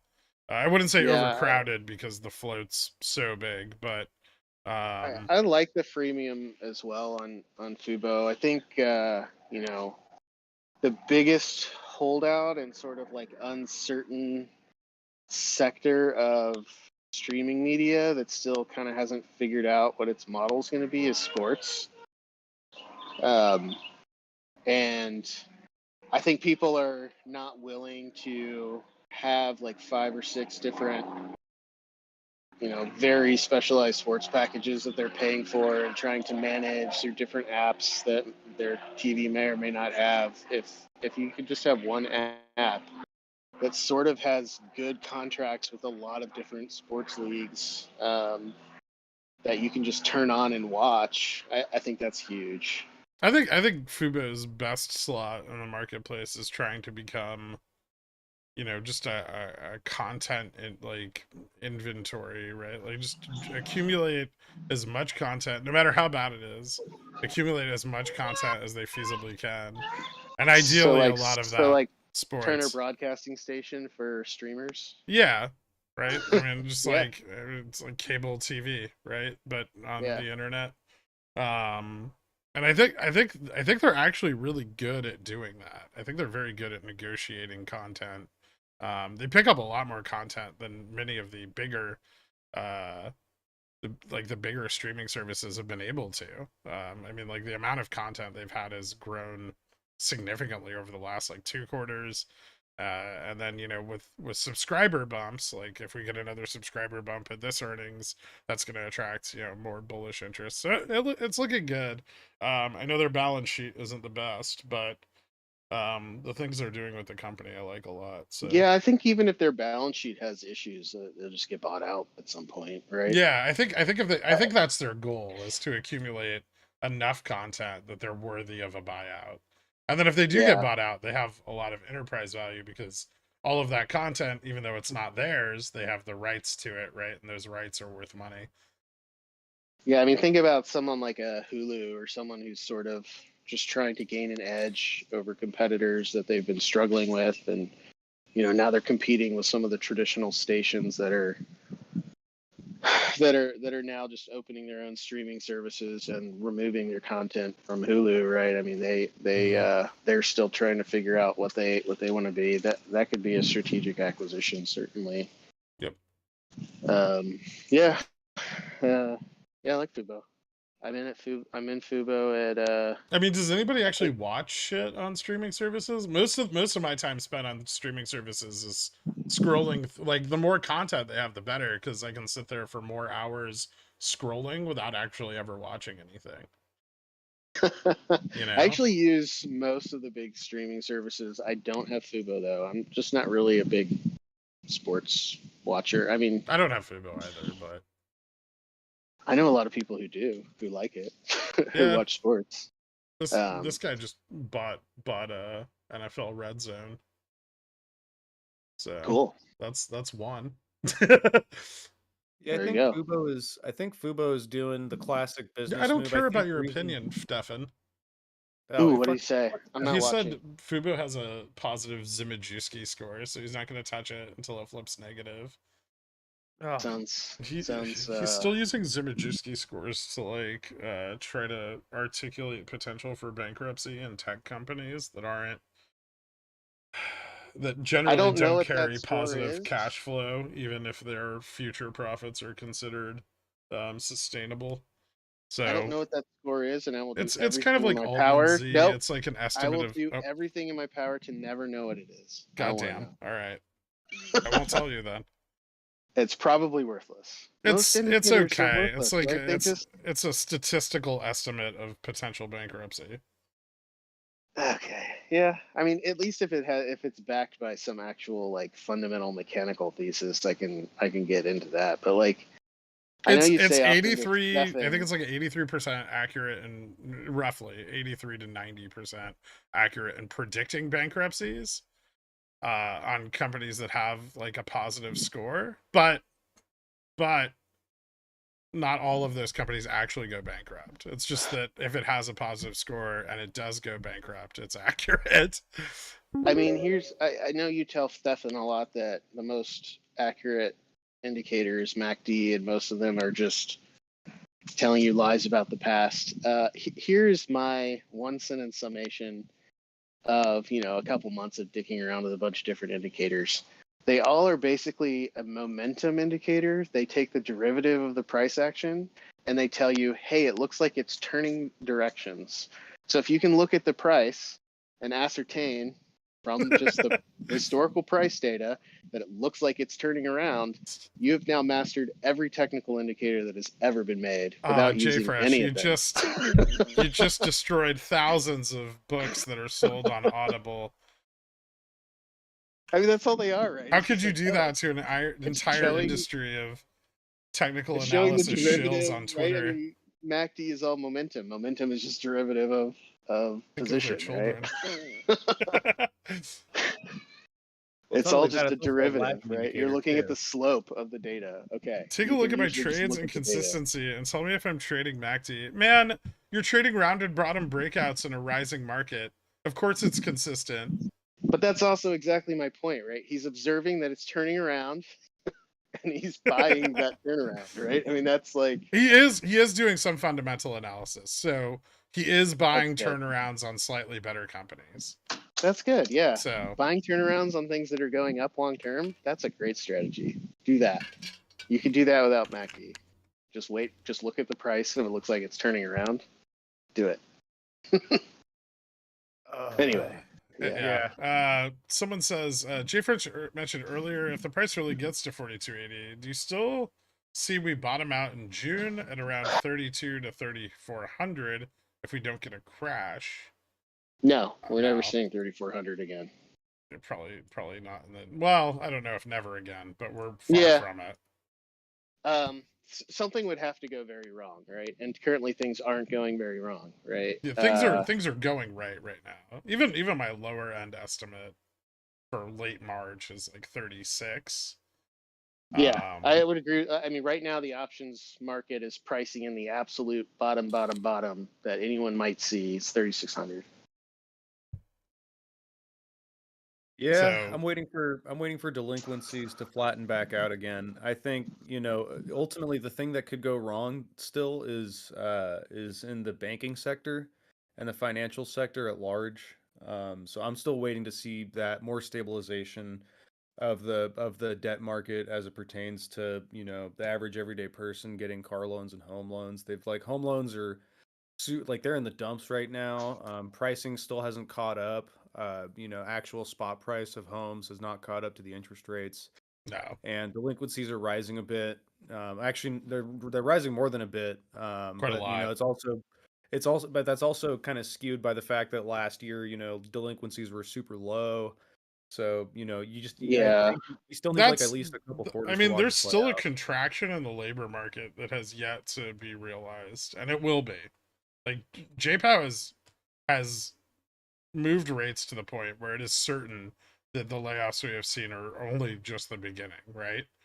And continued declining earnings are going to lead to more layoffs in order to pad those earnings, right? And I think we can justifiably say after Meta, Amazon, Apple, and Microsoft and Google have released their earnings that we are going to see continued layoffs this year, and that means definitely delinquencies and defaults in prime real estate markets, and smaller companies are going to be even more affected, and that means an even broader swath of jobs and small businesses as well, although they are generally last to realize those cutbacks.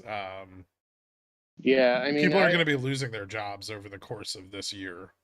obviously this is anecdotal, but I mean, in the middle of last year, some of the small business owners that I know were constantly complaining that they just could not get talent at all. Like, I mean, the amounts that they were asking for were just out of control, and there was so much demand that small businesses were just having trouble even finding someone willing to work for them in a way that And made their that'll balance be sheets work. realized this year in their revenues, right? Their Yeah, lack of so ability to that provide supply of whatever their business or services last year will be reflected in this year's revenues, which will lead to cutbacks. and well, some of that is cooling a little bit, with at least anecdotally, just from the people that I know. As people looked at how the wage growth is sort of moderating a little bit, relative to inflation, at least. It does seem to be becoming less of a velocity problem, right? I mean, the issue is that talent is just constantly looking for more dollars, and they're willing to go anywhere to get it, and that aspect is slowing down.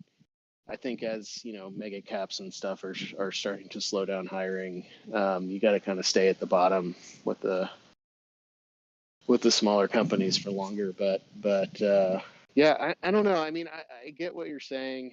There definitely will be some contraction. I just don't know that we are ever going to get to a point where it's just like this super painful thing for everybody. I mean, it's going to be a little painful for a little while, but I mean, there'll do you always really think be. there's a situation where we don't see a recession?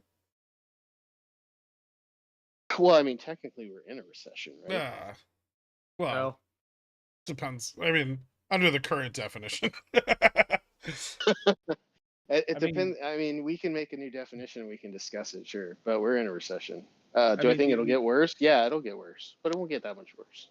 like the economy is slowing. Personal savings are down.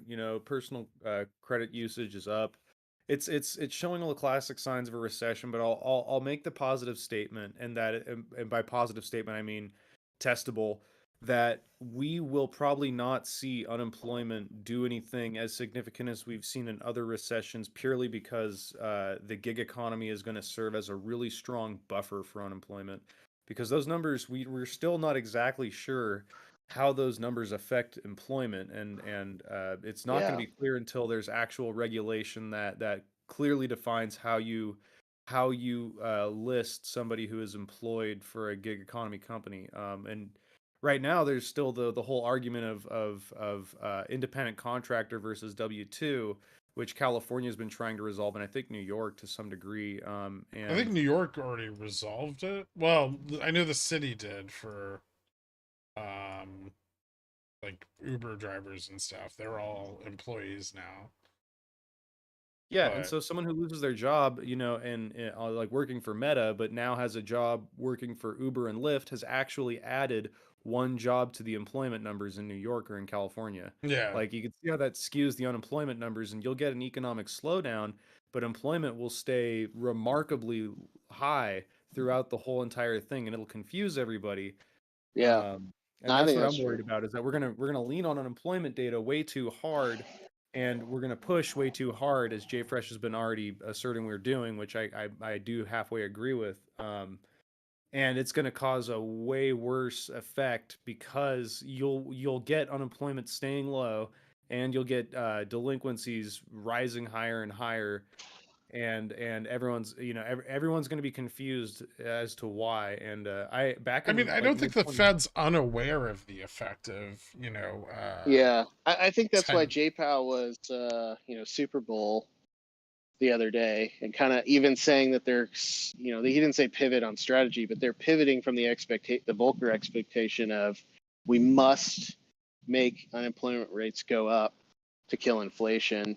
I think what you're describing here with the gig economy is one of the big reasons why that idea might need to be tweaked, right? And it looks like they're tweaking it, right, which is good. I would really like to see over the next 6 to 9 months. I would like to see a flattening out of credit usage and loss of um, of capital by the retail public, right? If they continue to take on more debt and continue to burn through their savings, at the rate that's currently occurring, I mean that's super worrying, Yeah. and would likely indicate that we've over tightened, and we're not going to know until it comes crashing down. Yeah, I Yeah. agree. I don't think they're going to stop tightening either. I also think that the focus on employment and inflation is only a part of the equation, but we've been over that before. I think Yeah. there's I other think the ideal goal is to reasons get. to raise rates, and I know the media ignores that, but we shouldn't. Yeah, I think Yeah. the ideal goal of the Fed is to get year over year inflation under the target rate. That doesn't necessarily mean push the target rate up above inflation, but I think that's their ultimate goal, is to just get that offset taken care of, and then from there, you can take a breath and sort of stay in a tight policy zone, but not have to be so worried about having to all of a sudden pivot back to being aggressive, right? I mean, I know there's a number of engineers in the pickle jar, but this is like a textbook example of controls theory and leading and lagging controls.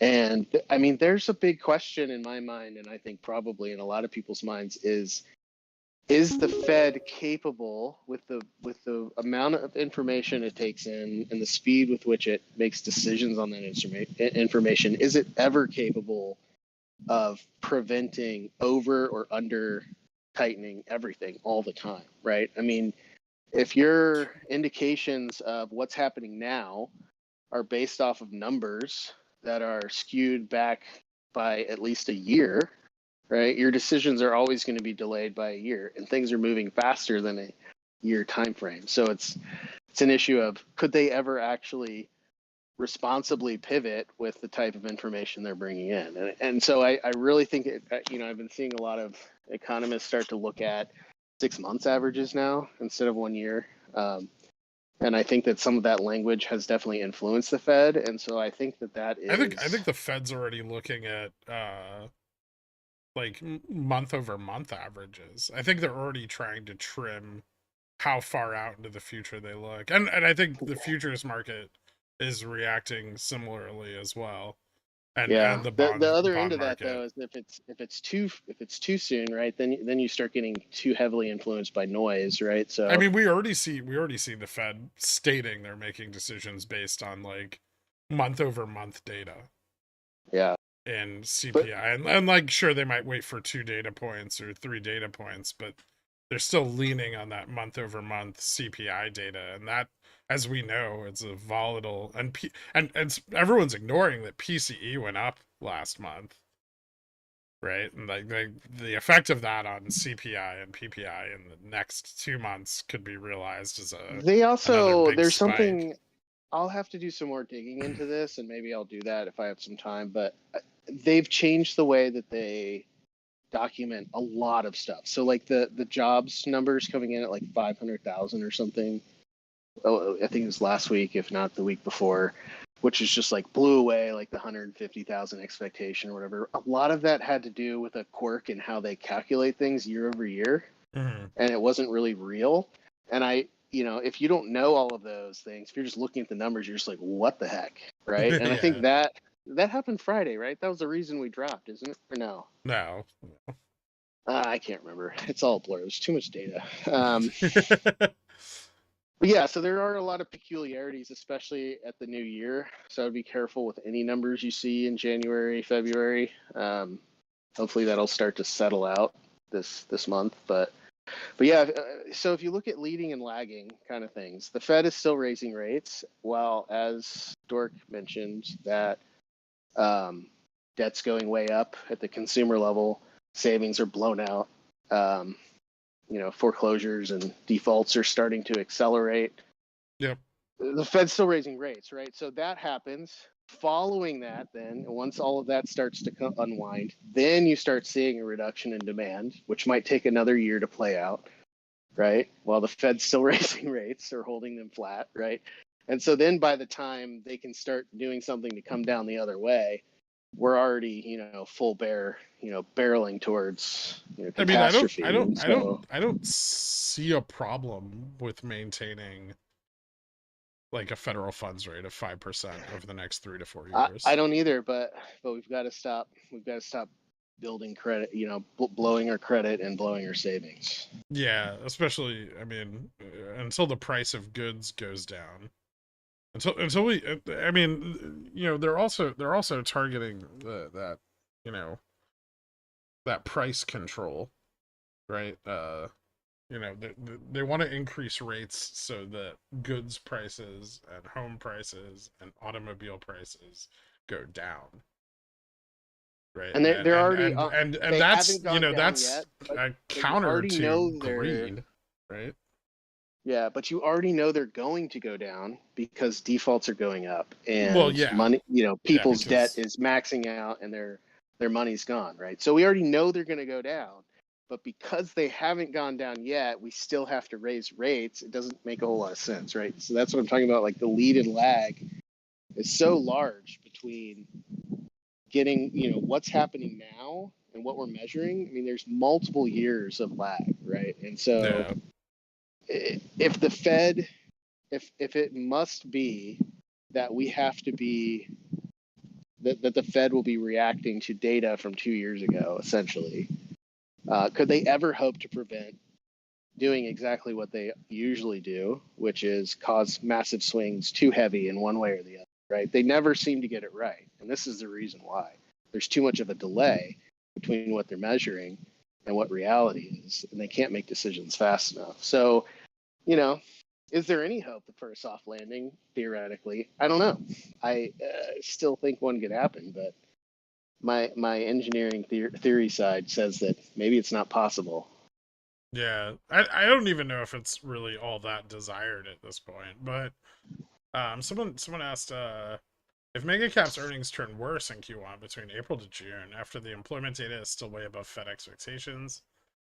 JPO might actually hike the rates again in the coming FOMC, and all those putting the markets to a new low in the middle of the year. Yeah, I mean that's absolutely, like, you could keep going. And if the Fed feels that the market, like equities market's getting over exuberant, they can absolutely stomp on it.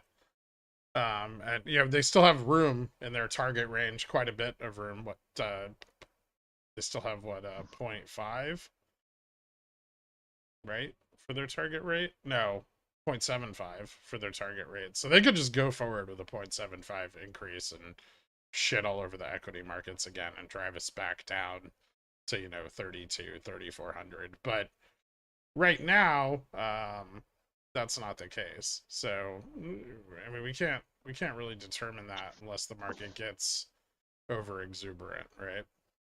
The Yeah, market is over exuberant though. It's still not like it pricing in was rate last cuts. year though. But they're pricing in rate cuts this year still, and I think that the Fed at some point is going to have to make a decision as to whether or not, doesn't matter if they increase more or not, even if they don't hit target rate and they just decide to pause, the market is going to have to reprice, in order to accommodate the fact that there may not be any rate cuts. I mean, it's the hubris It- is there. The Uh, bullishness is there. It's there. It's priced into the 10-year, the 2-year, the 6-month, and the 3-month. I mean, the curve inversion is still saying that there's going to be a rate cut this year, and that's really bullish of the market to assume, considering that yes, month over month inflation is cooling, quite a bit, but we still have not quite seen, the commodities market stabilize. Like lumber jumped 40% last month. Yeah, Like commodities have not cooled down at all, and yet we're assuming that I would argue that commodities have yet to heat up.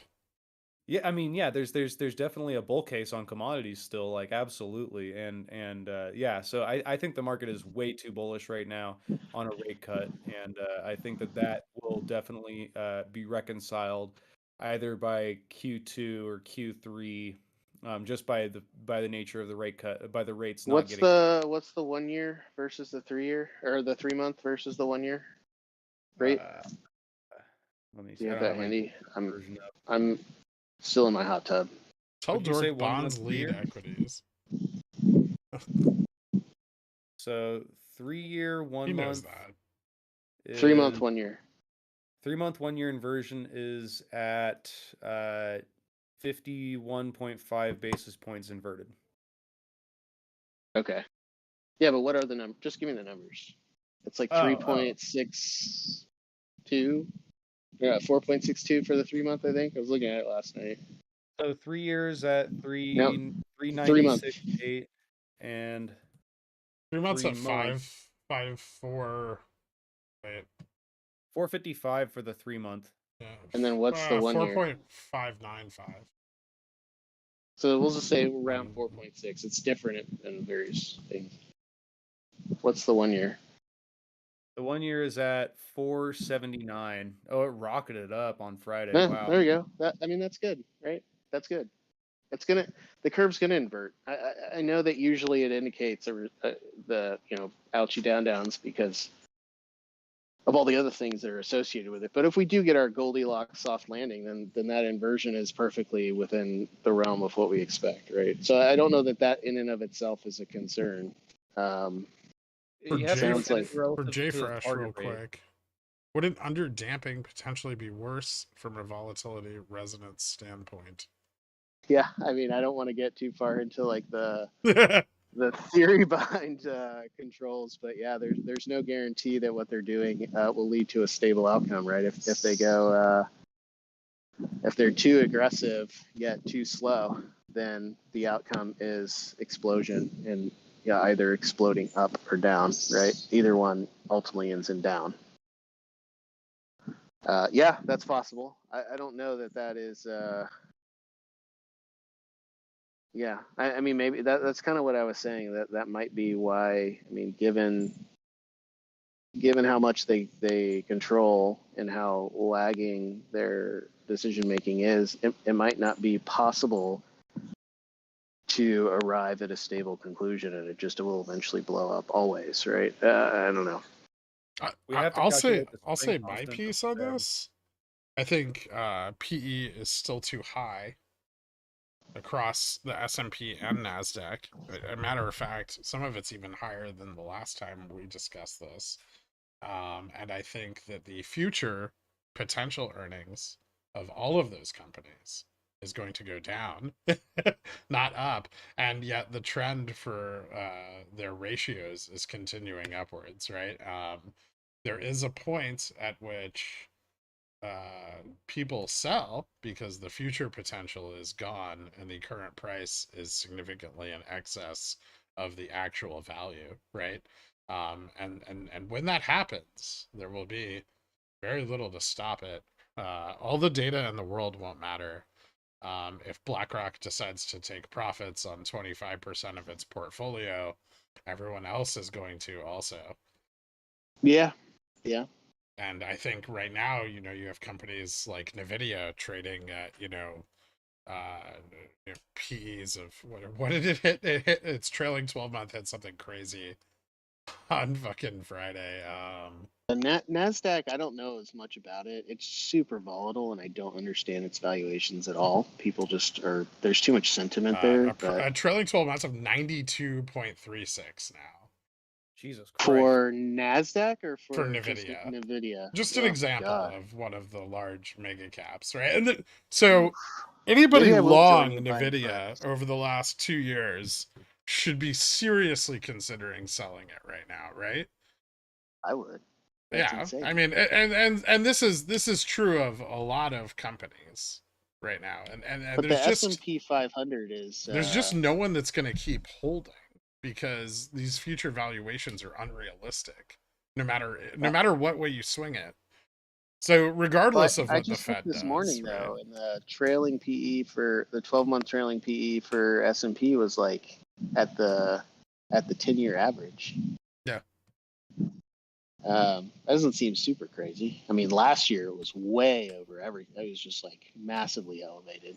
Well, consider the 10-year average itself. I mean, that was from 2013 to now. I mean, you know, you have to consider that post 2008 is an insane bull market historically. Like Well, post that was bonkers. 2012, but yes. Yeah, yeah, it was a nuts bull market, and post 2008, I mean, you know, banks basically got free money from an extremely low interest rate environment. I mean, there's been times where there's been attempts to push the interest rates back up, but they've always been met with enough volatility to make the Fed blink and push them back down. So we have not really seen a healthy interest rate environment for, you know, a long time.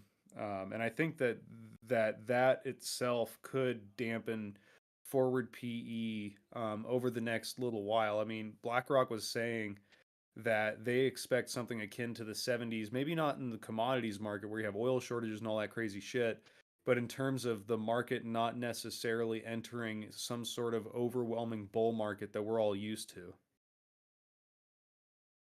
I mean, we all got into trading. I mean, I assume. I mean, some of us not really, but I assume that most of us got into trading, you know, during that crazy bull market. So we've been kind of conditioned to expect these returns year over year from the S&P that may or may not be there for the medium term, you know, 3 to 5 years. And I'm prepared for that, you know, and Wait, 10 to 30% a year is it normal, Dork? Are you fucking kidding me? I mean, I would love it. I would fucking love Wait, that. my I mean, stocks aren't supposed to go up 4,000% in a week? no, Fucking but I mean, shill. that's I'm what not I'm gonna sit saying. here and listen to this. I will say I was very much of that opinion last summer. And again, everybody's listening to me talk about all this stuff. I didn't know any of this like 2 years ago. I probably still don't know what I'm talking about. So keep all of this in mind. But yeah, I was just really bearish in general, just on just this idea of how valued everything is. And I've just sort of gotten to a point that the best way to determine the future value of something or to guess at what the future value will be has to be just based off relative numbers, and it can't be too grounded in fundamentals. It's all because just people are variance, irrational. right? People are irrational. They don't. It's like I mean, where I I bought feel it like versus where it is now. yeah. I mean, people base their trading decisions probably only 20 to 30% on valuations. I feel like so. Fundamentals haven't mattered since 2008. That's all I'm gonna say. They have not I mattered don't know much. I don't know that they've ever mattered. They have. I mean, they mattered a lot during the .com bubble. Yeah. Well, I mean, after that, I I should think say, I think they're we're massive I technical think before. I mean, if I had to draw historical corollaries, I would say that we are in the period of the dot-com bubble where everyone slowly realizes all the shit they bought is worth way less, and they begin selling it. And the rate of that selling increases quarter over quarter over quarter until no one wants to own anything anymore. And then businesses start to go under because they don't actually make money and they're entirely valued on their future potential. And all their debt has been free as well. Now Yeah, that's and, gone away. they're So that sitting on actually sounds super healthy. big fat piles of debt. It is healthy long term. Yeah, it's life cycle. Yeah. It's not great. good for the valuation of equities in the coming like 2 to 3 years. No. Yeah, it's not good for people who are looking to retire, by 2025. It's not Yeah, I looking know- good I for know I've people been- who are looking to retire by 2035. Yeah, I know I've been bullish for a ridiculously long time now, but I'm getting about to the end of my bullishness here. I mean, all of the really clear signs of short-term momentum that the market has been enjoying, like the most recent short call SPIX-VIX thing, I mean, that's closed, if not, or it might be mostly closed at this point. I don't see a whole lot more left to push us up. I mean, other than just the backwash of J Powell's bullishness on last week. I mean, like I'll say this and I've been exposed to the markets for most of my adult life, but I haven't traded them for that period of time, right? And I would say if there were one position where I just have no problem buying some, it's like long dated puts on almost anything. Yeah. Especially within 10% of like at the money. I mean, I just don't like I've been buying SPX puts for the last few weeks, like bleeding into them, but I have no problem. I don't feel like I'm losing Oh yeah, this is any a of the great. money I throw at them. We're approaching the top any day now. At least for this current bull rally, or bear rally. I don't see a whole lot more else that can pull us up other than just momentum, right? And I'm talking like long-term yearly momentum. We're kind of Stefan's still here. We're kind of in a rounded bottom breakout sort of formation. Rounded he could bottom tell you breakdown. he could tell you how reliable those are. But yeah, like on the yearly time frame, where we're kind of like, we went up with S&P profits going up, then S&P profits kept going up for a while, but everybody was anticipating they would go down, so we dropped, right? And then they started going down, and now we're coming back up. So it's kind of like this lead lag thing again. So Well, it's momentum. also the exact effect that we were just talking about from the Fed. These companies are currently selling shit in an inflationary environment and taking full advantage of consumers willing to buy products and services way above,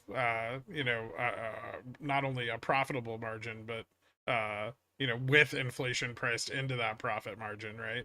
And then, as the rates go up and those margins, go down, and people aren't going to be so willing to buy all that shit anymore, right? And then corporations are going to have to cut back their pricing, which means cutting back their revenues, cutting back their EPS, in order to find demand, right? Because their supply is going to start racking up. And But it's that's already true going across down. every So industry, right? Like that's we're and part of that's the bullwhip. Part of it's the Fed action. But in both cases, we're going to see increases in inventories. We're going to see increases. We're going to see decreases in pricing. We're going to see decreases in demand. And until those find, I mean, supply and demand still rules everything. I know people like to be like, "Oh, it's bullshit," or "It doesn't matter anymore." But at certain points, it gets to the point where it's you can't ignore it. And I think we're approaching that, right? Yeah, I guess the part of my uncertainty of, why I'm not just full loading and front loading into puts right now, full porting, is that long-term momentum, right? We've been trending up, or flat to slightly up through this, multiple month period of EPS estimations and now realizations coming down. And so part of that has to be some sort of long-term momentum swing that we're not really accounting for. And when will that turn? I don't know. How quickly I want can you to turn an entire market? agree with you that there's momentum. I've said this a bunch of times. I don't want to stand in front of the bulls, right? But they're not buying theta. Like, as bullish as I've been these last few weeks, right? I'm still playing every upside move really close to the chest.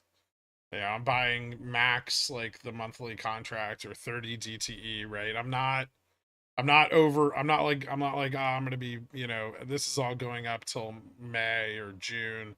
Because if you look at the options market, if you look at SPX, if you look at NDX, look at even Dow, which historically is mostly long dated, right? As people go long on value, they tend to buy a lot of theta, right? And so you see institutional options accumulation on Dow is generally really far out in a bull market. We're not seeing that. We're seeing options positions being bought, mostly in the same day, and definitely within like 14 to 28 days. So those bulls and their momentum is, we're almost approaching like a bullish pimento, right? Where the bulls are running out of theta. They've bought all these positions at 4,200, 4,250, 4,225, right? And there's definitely room for us to run into that range, but as those start expiring, not only are they going to take profits on those, they're probably going to take profits on equities too, because we would have exceeded the valuations over the last year and a half on most of the S&P. Most of NASDAQ is already over what it was in the last like trailing 6 months, right?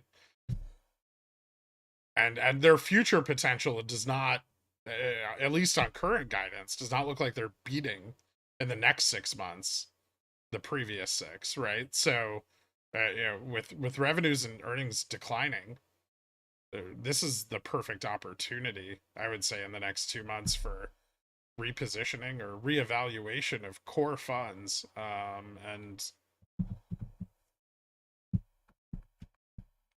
that's not gonna, I don't know. I don't see the momentum continuing through that. I don't see the confidence in the bulls that I would want to see. When I say we have momentum, I'm still like every week, just like, is this the week? yeah. That sounds more accurate. I've basically, most of my remaining bullishness, especially when we were just stagnant at 38.50, was all that SPX VIX, right? I saw that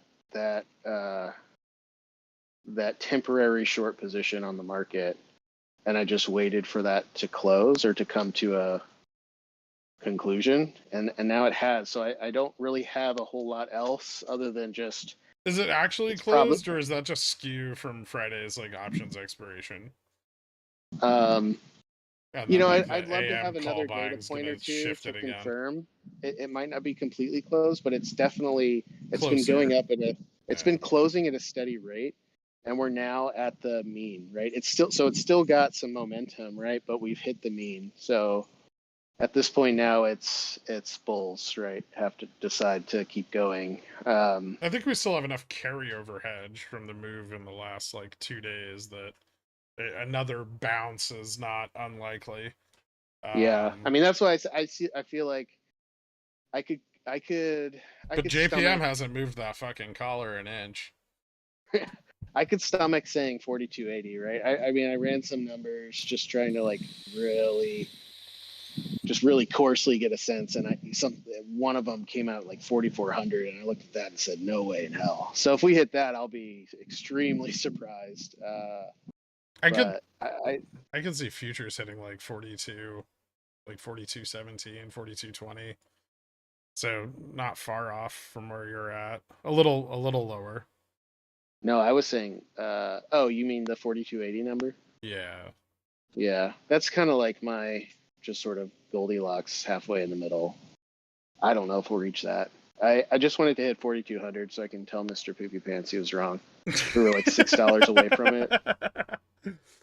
Oh, I was so mad that happened last week, dude. I was like, I was hoping it happened this week so then I could move into a nice little bear position, but might be a little late to the party now. I mean, not really, but puts are still overpriced, and if they're going to be overpriced, I'm going to be as unoverpriced as possible if I'm going to move in. You know, if it's any consolation, JFresh, futures did hit 42.10, and That's not you're the- not that wasn't responsible the for bet, though. arbitrage. That wasn't the bet though. It was SPX, and I know with my luck, especially my luck with like fantasy football.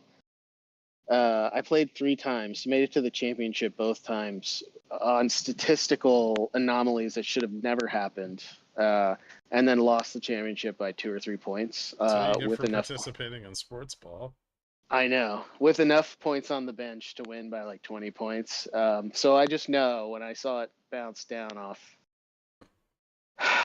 41.94, I knew we were going down to 3,800, and I was going to lose that bet.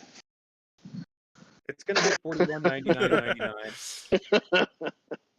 Anyway, all right. Well, we've definitely gone for a long time. I got to run and Sam. participate in my family, but yeah, this was awesome. That's a good talk. Yeah. Did you have I feel anything like else that you wanted to add, Dork? I know you didn't get to talk a lot. Yeah, sorry. And I Always mean, do you this. guys, I love listening to you guys talk. It's a lot of fun. I mean, I don't have a ton to add other than what I already said about GameStop and that situation. Like, really, we're definitely in the biggest like wait and see period we've been in since the market turned around in 2021. Everyone's just waiting to see what the fuck happens with all these companies. I still got my eyes firmly planted on the banks. I think that they're going to be the biggest reflection of the economic, status more than even the economic data. Just seeing what the bank liabilities look like going forward. If they continue to climb, then that's a really bad sign, and I'll probably get ultra bearish. But if liabilities flatten out at the same time that delinquencies start to flatten out, I'm going to start getting bullish again. That's about it. That's fair. As for me, I mean, I'm still bullish on GameStop, but I mean, my positioning's biased, and it's not the same as other people's. I think we're, we have a chance in the next couple days to realize a little breakout. I think there's still a lot of obligations that are yet unsatisfied, and so present opportunity. As we're still in a deferral period. We're still trying to figure the nuances of all these deferrals out, but there's still a fat stack of obligations GME is sitting on. So if there isn't an opportunity in the next couple of days, inevitably there will be another opportunity. They don't have a lot of liquidity to short with right now, so the downside doesn't look as scary to me as it does to JFresh. And I could easily see us getting locked up in our current range at like 25 to 20. It's been a very stable range historically, which means there are buyers on the low end of it. I would say theta's good. I don't like the idea of playing the upside without it right now. I think if you can catch volume and catch a run, then there's a lot of money to be made just scalping it. But I wouldn't sit on weeklies. I wouldn't sit on next weeklies and just wait for shit to happen. I would just get theta. I would get theta and I would try to get a good price on it, and I would wait out the obligations that we know are due, and while they're inevitable, they have not yet happened to the degree that we want to see them. And so, Yeah, if that means that we need to wait all the way out until the realization of, December through February obligations, which do exist, then, you're prepared for that by buying theta and by not paying excessive amounts of money for implied volatility. And I do think GME has a chance to perform well in a recession, and I do think it's not a bad buy. I think it's a little overpriced right now. If I were to target a range to average down in, it would probably be like sub 1750. That's not really a concern for me, but I know it is for a lot of other people. I would look at synthetic longs. If put pricing is skewed, those can be extremely advantageous, even on small amounts of price realization. If GME IV bumps 20% and moves up $3, and you have a synthetic long at or slightly in the money, that's double leverage to the long side. Those are like 800 to 1200% profits. So don't ignore the potential for those in volatile situations. But yeah, I mean, some of the assessments that JFresh is making are correct, and retail interest has bled off of the options chain, and without it, we will experience less uh less implied volatility and like less obligations being built up because there's less ongoing hedging on a day-to-day basis. And it's one of the reasons we see such insanely low volume some days. And we're like, we never saw volume this low before, and so people aren't buying options anymore. And I will say one last thing too, with GME and how it fits into the broader context of the market. I think, especially after what happened with this deferral period, I think that our ability to use it as a sort of barometer for market wide obligations and stuff is really good. So when we start seeing GME looking really spicy, I might also just start moving into some sort of delta neutral market wide position, like just on like SPY or something, just to capture that liquidity resolution in the broader market, because it seems like there's a the lot of market's profits to so be on that illiquid, one. right? And so much liquidity is being pulled from the same pools of liquidity that they pull GME liquidity from, right? So, when we see Yeah. the realization of that, it is market wide. I mean, I played, and one of the reasons this deferral period was so profitable for a lot of people is because people weren't so laser focused on GME, which is heavily manipulated, right? They were, buying long calls on Tesla, they were buying calls on AMD, they were buying calls on SPX, and even though GME went up and some profitability was there, there were huge profits taken on, Upstart, Tesla, Nvidia, AMD, SPX, QQQ, right? And like, and so it's still a very good gauge of that. And I agree. I agree that, diversified exposure on these OPEXs is definitely beneficial. Yeah. I mean, that's one of the reasons I own like weird shit. Like I had like 500 shares of JWN, right? Because I do get exposure to a broader swath of the basket than we necessarily talk about every day. I mean, even if Yeah. you'd bought Fubo $3 calls going into this, you would have made 200%, 300% on them. Don't remind me. Yeah, the I only know thing I I'll did. say, the only thing I'll say about GME right now is, to me, the worst strategy at this point is buying long calls, particularly shorter dated ones, Yeah. because you're exactly playing into I mean, it's David versus Goliath, where it's David versus 1,000 Goliaths, where their current strategy is to sell calls and scavenge short, volatility, right?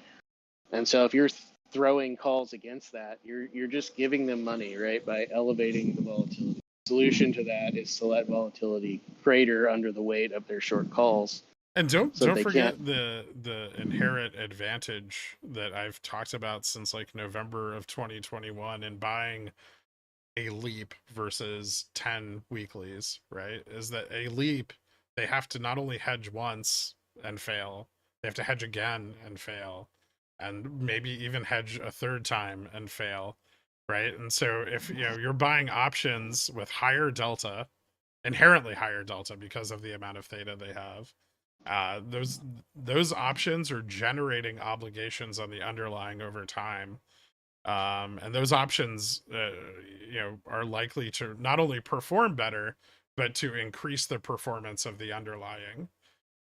Yeah. It's But always yeah, been true that if definitely. retail just bought theta, shitloads of Well, theta, and put a ton of delta pressure on the chain, it fucks up their positioning and makes them have to capitulate more often.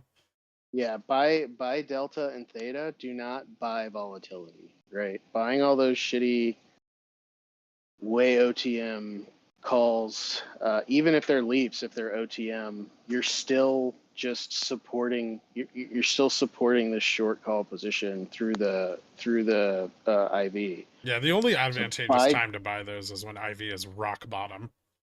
yeah, but obviously it's not rock bottom until they stop selling calls, right? They're Yeah. still making money off of it enough that they're willing to continue doing it. So until you see those short calls disappear, we're not at rock bottom yet. So yeah, buy theta, buy delta, buy shares, or sell IV, right? Those are your options, but don't buy IV. That's just stupid. Yeah, it definitely comes down to looking. And I mean, if you are wanting to find the rock bottom, the problem is if you're trying to find the rock bottom, they'll have found it already. Like informed investors will know when that rock bottom is because they're the ones Well, controlling it. that's when they decide to just stop selling their covered calls to. I don't their know. calls to us. I've hit it a few times. It's not that hard, but you really have got to be on top of it. You've really got to be paying attention. Yeah, You have to look at that. You have to look for that point where put positioning really is no longer profitable, and they need to pull back in order to. And you can time it. It's difficult, but you can time it within a range that it does lead to profitability on those IV plays. But they're not something you want to just sit with. It's still easier for most people to profit off of that with delta. Yeah, I agree. So. Really agree. And again, delta has to be hedged. They're not hedging their VOMA exposure to your fucking $50 leap. And I know people love to buy them because everyone just wants leverage. But I said it in the Discord the other day. Maybe it will reach a different audience here. Having one leap that 6x's is far better than having 50 weeklies that expire worthless. Yeah. Also, 10%, 5 to 10% of Gamma Max this week is like 27 to 29. If we hit that and you don't sell something, God damn, you're hopeless. I was stoked to get out of my GME Vega positions, very slightly green. Like I was so happy about that because they were ridiculous, and IV had not pumped yet, and I was like, okay, this is clearly not going to work in my favor. So and we say all this, and we'll hit Gamma Max 10% on like ETF FTDs, and everyone will be like, oh, look how much money I made, and the next day we'll pump up. Look, for people that are scared of it keeping on going, Upstart just did what I just described this week. It went 10% over Gamma Max. I full ported covered calls on my shares. Those covered calls are already up 30%.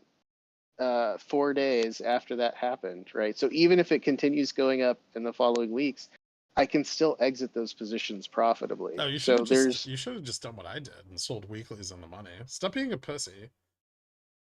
Then they'd be up 100% by Friday, right? Dude, I made so much money on Upstart Vega. I just another thing to think about too is like, I mean, especially for inexperienced options traders, like I'm relatively inexperienced. So for me, if I see an opportunity to cover my cost basis while maintaining exposure, I don't even think about it. I just do it. Yeah. Like I just cover my cost basis. I don't even care what happens after that because it's house money. And if it goes like, if it starts going down to where my stops are, I'm fine. Like the rest is just profit. I will say that long term as a trader, the idea of house money is a mistake. It's a crutch. Don't use it too much.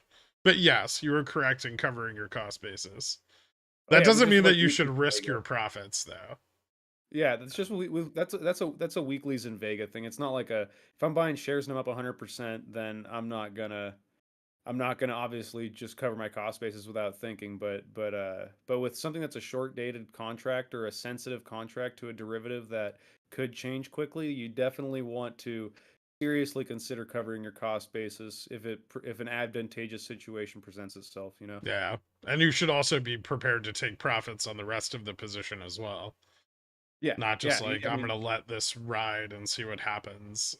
That's never do that. Just put the money back in your pocket. Even if it doesn't feel like it's enough, it's something, and something's always better than nothing. Exactly. Yeah. I mean, yeah, I covered my cost basis on my Upstart Vega and I set stops and they didn't trigger, thankfully, but definitely I was ready to cut at profitability on the rest of the contracts. I wasn't going to let them turn red, before I sold them necessarily. Yeah, and you know, some of these runs are like once in a lifetime opportunities, and we've presented hundreds of them. You'll read about professional traders and them hitting 3,000 or 2,000% on a trade is like their lifetime accomplishment, and we do it once every couple months at least, and sometimes more often than that. Take advantage of that shit. 2,000% port growth is nothing to laugh at. 200% return on investment is fucking insane. It beats everything any institution will ever do performance wise. So I know people like look at a 20% option. That's better than the S&P over 10 years.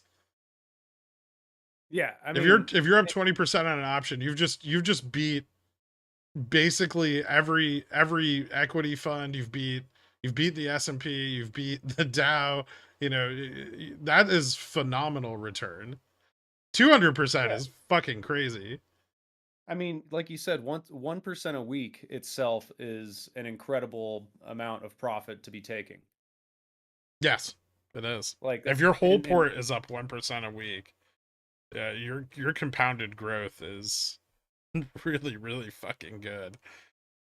yeah, and eat your heart out, Jake Freeman. You got one. We got several. I can't wait for him to become a billionaire. He probably already is. Um, but yeah, I mean, I know people are feeling sad. I see that word in chat a lot, but this is, we kind of made the promise at the beginning of this year that we were going to focus on risk management and, not be overly bullish or, like our short squeeze idiots. And we are going to keep focusing on that because here's what I see most in the pickle jar is I see people making a lot of money and then either losing it or mismanaging it and not capturing profits. And so if we can curtail that, then everyone benefits as a whole. And so Yeah, yeah, we're gonna give our most realistic expectations, and sure, you may not like them, but there's money to be made both ways, up yeah, or and we will down. make mistakes. Like we will make mistakes. Like with the Deca defer packs. I mean, I think we overestimated, how much VUPs we were gonna get. I mean, we weren't wrong, but expect to be disappointed sometimes. Like I'm always shocked by how angry some small it's only a few people, but there's some people who just get so dang upset and disappointed when something doesn't run, 70-80% over the course of a week when like that in itself is a once in a lifetime opportunity for most people, like we were saying. Like, Yeah. like the if you're being disappointed by a 40% move in a stock, then either your positioning is bad or your expectations are tragically skewed.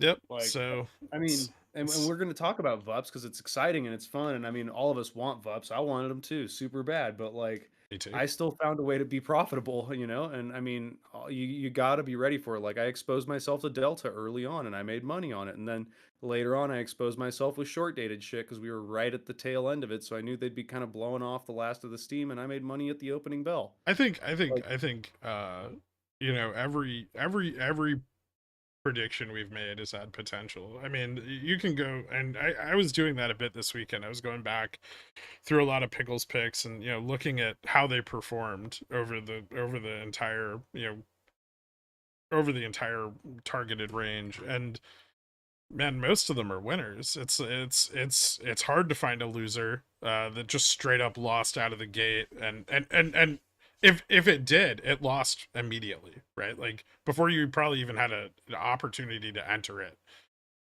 it was down. The rest of them won at some point, and while there is a target, right? You have to realize that not every target is going to be hit, right? Sometimes you just have to be happy with, oh, okay, I'm up 30-40%. And I see a lot of people holding some bags on cat right now, and I think cat's a really good example of this. Like, earnings was coming up, a lot of people didn't hedge that, but the profitability in the initial part of the play was very high, right? And like, that's where profits need to be taken, even if you have theta, even if you have time. You have to look at that and go, I'm up 50-60%, and you have to Cost at basis least pull covered. some back, right? And then if you're going to carry into a binary event like earnings, you need to hedge. Yeah. You can't just go into a binary event holding exposure and not have any protection whatsoever. Yeah. Now, It even if becomes that hedge means a loss, I mean, like, I bought a few puts, not even comparable to the number of calls I held into Caterpillar earnings. I bought a few puts and I took some profit, and those puts made up for the losses on my much larger position because it dropped so fast. And maybe 20% of the overall capital put into the play was deployed on the hedge, and the hedge went up more than 100%, significantly more. So you don't always have to spend all like an equivalent amount of money to hedge, but get the same amount of delta and protect yourself, even if it's just overnight and you sell it in the morning.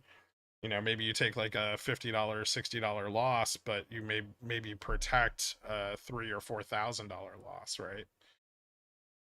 Yeah, definitely. It's. I mean, even like, especially if your cost basis is covered on a longer term position, that's especially important to sort of make sure that you're managing your profitable side to keep it there. If you're not going to close your position outright at some point, you need to have something there to make sure that you don't, get just screwed over by a random thing or a binary event. Always be like I said, always be expecting to be disappointed in one way or another. Yep. And if you can't, if like Hestia here, you have zero self-control, set stops. Stops will be your self-control for you. They'll Yeah, sit set there and stops. they'll protect your inability to make a decision. I mean, even like hard and fast rules, like if you're holding weeklies, like I will buy the weeklies at VWAP and I will sell if I don't see the run, if there's no run, I will sell them at like crossing of some sort of moving average. Like you can set these rules for yourself. Like I will only buy a weekly at a crossover of the 5-day moving average. Stuff like that. You can build a trading strategy, and if you adhere to it very strongly, there's a bunch of strategies that are they're successful. I mean, they're modest gains. They're not going to be like insane, like timing the bottom perfectly, but you will at least be able to mitigate your losses much more efficiently if you at least stick to them. Like, man, you really love cats so much, but it's starting to cross over the 5-day moving average, let's just say, to the downside. Then, man, it's your rule to get out of that position, so you do it. You don't let your emotions take over your underlying strategies for risk protection and profit taking and things like that. Yep, I agree. BOFH, thanks for becoming a Zillionaire, man. Hit me up on the Discord. I'll get you added to the country club after the stream. What is rationality even during volatility? I mean, the opportunities in this market are frequent and huge. So just be positioned well, manage that position well, and if the opportunity is realized, you will capitalize on it. Always say to yourself, when you're buying or selling a position or thinking about buying or selling a position, just tell yourself right then and there are going to be more opportunities than this. Has Dork ever bought a weekly? Oh yeah, he can't stay away from them. I bought 30 C's on GME Friday before last, and then I sold them at like 10:30 in the morning as GME was topping out. I was like, I'm fucking out. Can JFresh confirm if Texans eat pickles at the movie theater? I don't know if that's a thing. That's gross if it is. They eat spare ribs. If you're losing 10% on every trade because you've set stops, then your entries are bad. then you're not being patient, right? It tells you something. Learn from what it's telling you.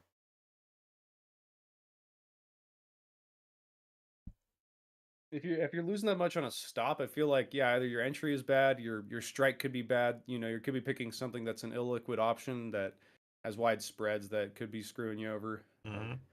it's a million things that could cause you to lose Or money, you're like just getting trading scammed the out by SPX. yeah, or that, or you're trading the There's SPX. a reason you need a lot of money to trade SPX, and it's because you need wide stops. Because the volatility and the spreads is insane, especially on zero DTs. So you have to be either very confident or you have to enter once you've confirmed that a run is beginning. Otherwise, you just lose the money you play on zero DTs. If you want to avoid that, buy more theta. I always expect to when I've scalped Spire SPX, I just assume that at some point it's going to be down 30%, and I set my stops at like 40% because of that. Because that's generally my experience when I've watched what happens with the moves. 30% downside is, I think, kind of standard on those things, just because yeah, they're so fucking volatile. Yeah, I tend to be a little. I tend to be a little wider than that, generally speaking, for like a hard stop. If I You have more remember to money than set me. stops on zero DTs at all. But Yeah, you have way more money than me, and you don't really care much about your SPX zero DTs. it's true, yeah. I mean, that over time they pay far more than I lose on them, so I'm usually okay with them. But that's also like a lot of practice. Yeah, I also don't trade. I've done maybe like 3 SPX scalps over the past few months, like not very many, and I've gotten out of them too early. Like I've got out of one at like 10% as saw a local top forming, and then that was the day that it just ran up like an extra like 80 basis points, and it would have been in the money. How does one get into Like, SPX stuff? Well, first start in OnlyFans. Second, do a lot of calf raises. After that, you know, really, you're pretty well capitalized to keep playing it. All or right, start a guys. financial Twitter, What's that? or start a financial Twitter account I don't think and that make pays money any on ad money revenue. unless you have like some products you can sell. Most of those Yeah, that's people true. just want attention. I don't blame them. All right, guys. Thank you so much for coming on, Dork and JFresh. If you're still listening, I appreciate it, guys. It's always good to yell at the poors for mismanaging their risk, and then tell them bearish things, and then tell them bullish things. It's the best. I Yeah, have so much fun. it's really great. And then watch them in the Discord for the rest of the day, confused about which way to feel. Oh yeah, calls or puts. I mean, it's the question that that transcends all generations. I mean, I've done very well on the SPX over the last like 3 months, just buying both. I mean, yeah, delta neutral is a hell of a drug. It is. But thank you guys so much for coming on. I appreciate it, and thank you everybody for tuning in. If you could drop a like before you leave. See you all later. Have a good one.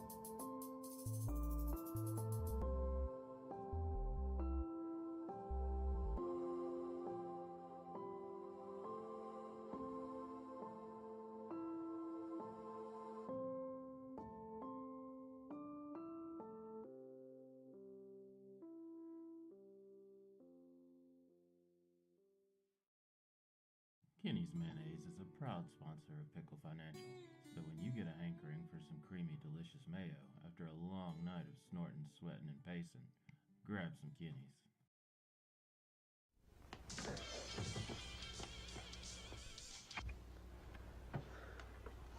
It's yours? No, My mother said she found it in your closet. I don't know. One of the guys must Must have what? Look, Dad, it's Where not. did you get it? Dad, Answer me.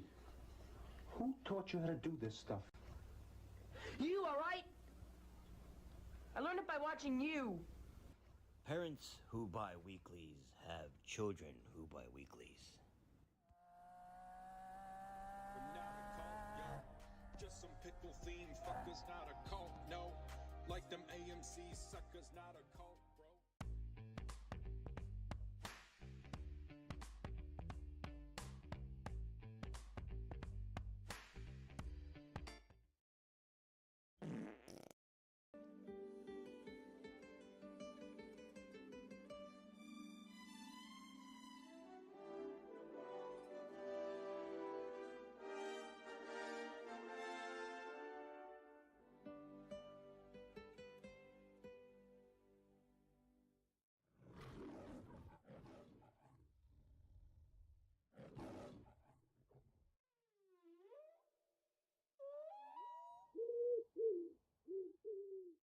Rico!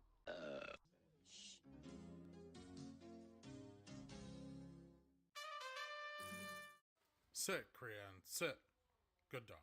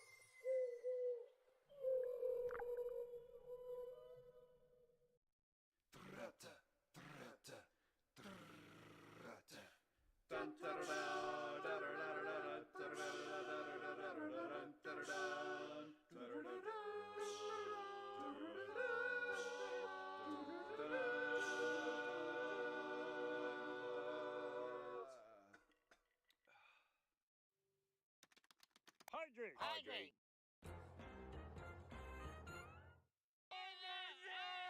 Did you get any of that? It's a good show.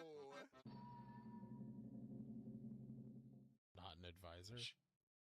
Frigulond.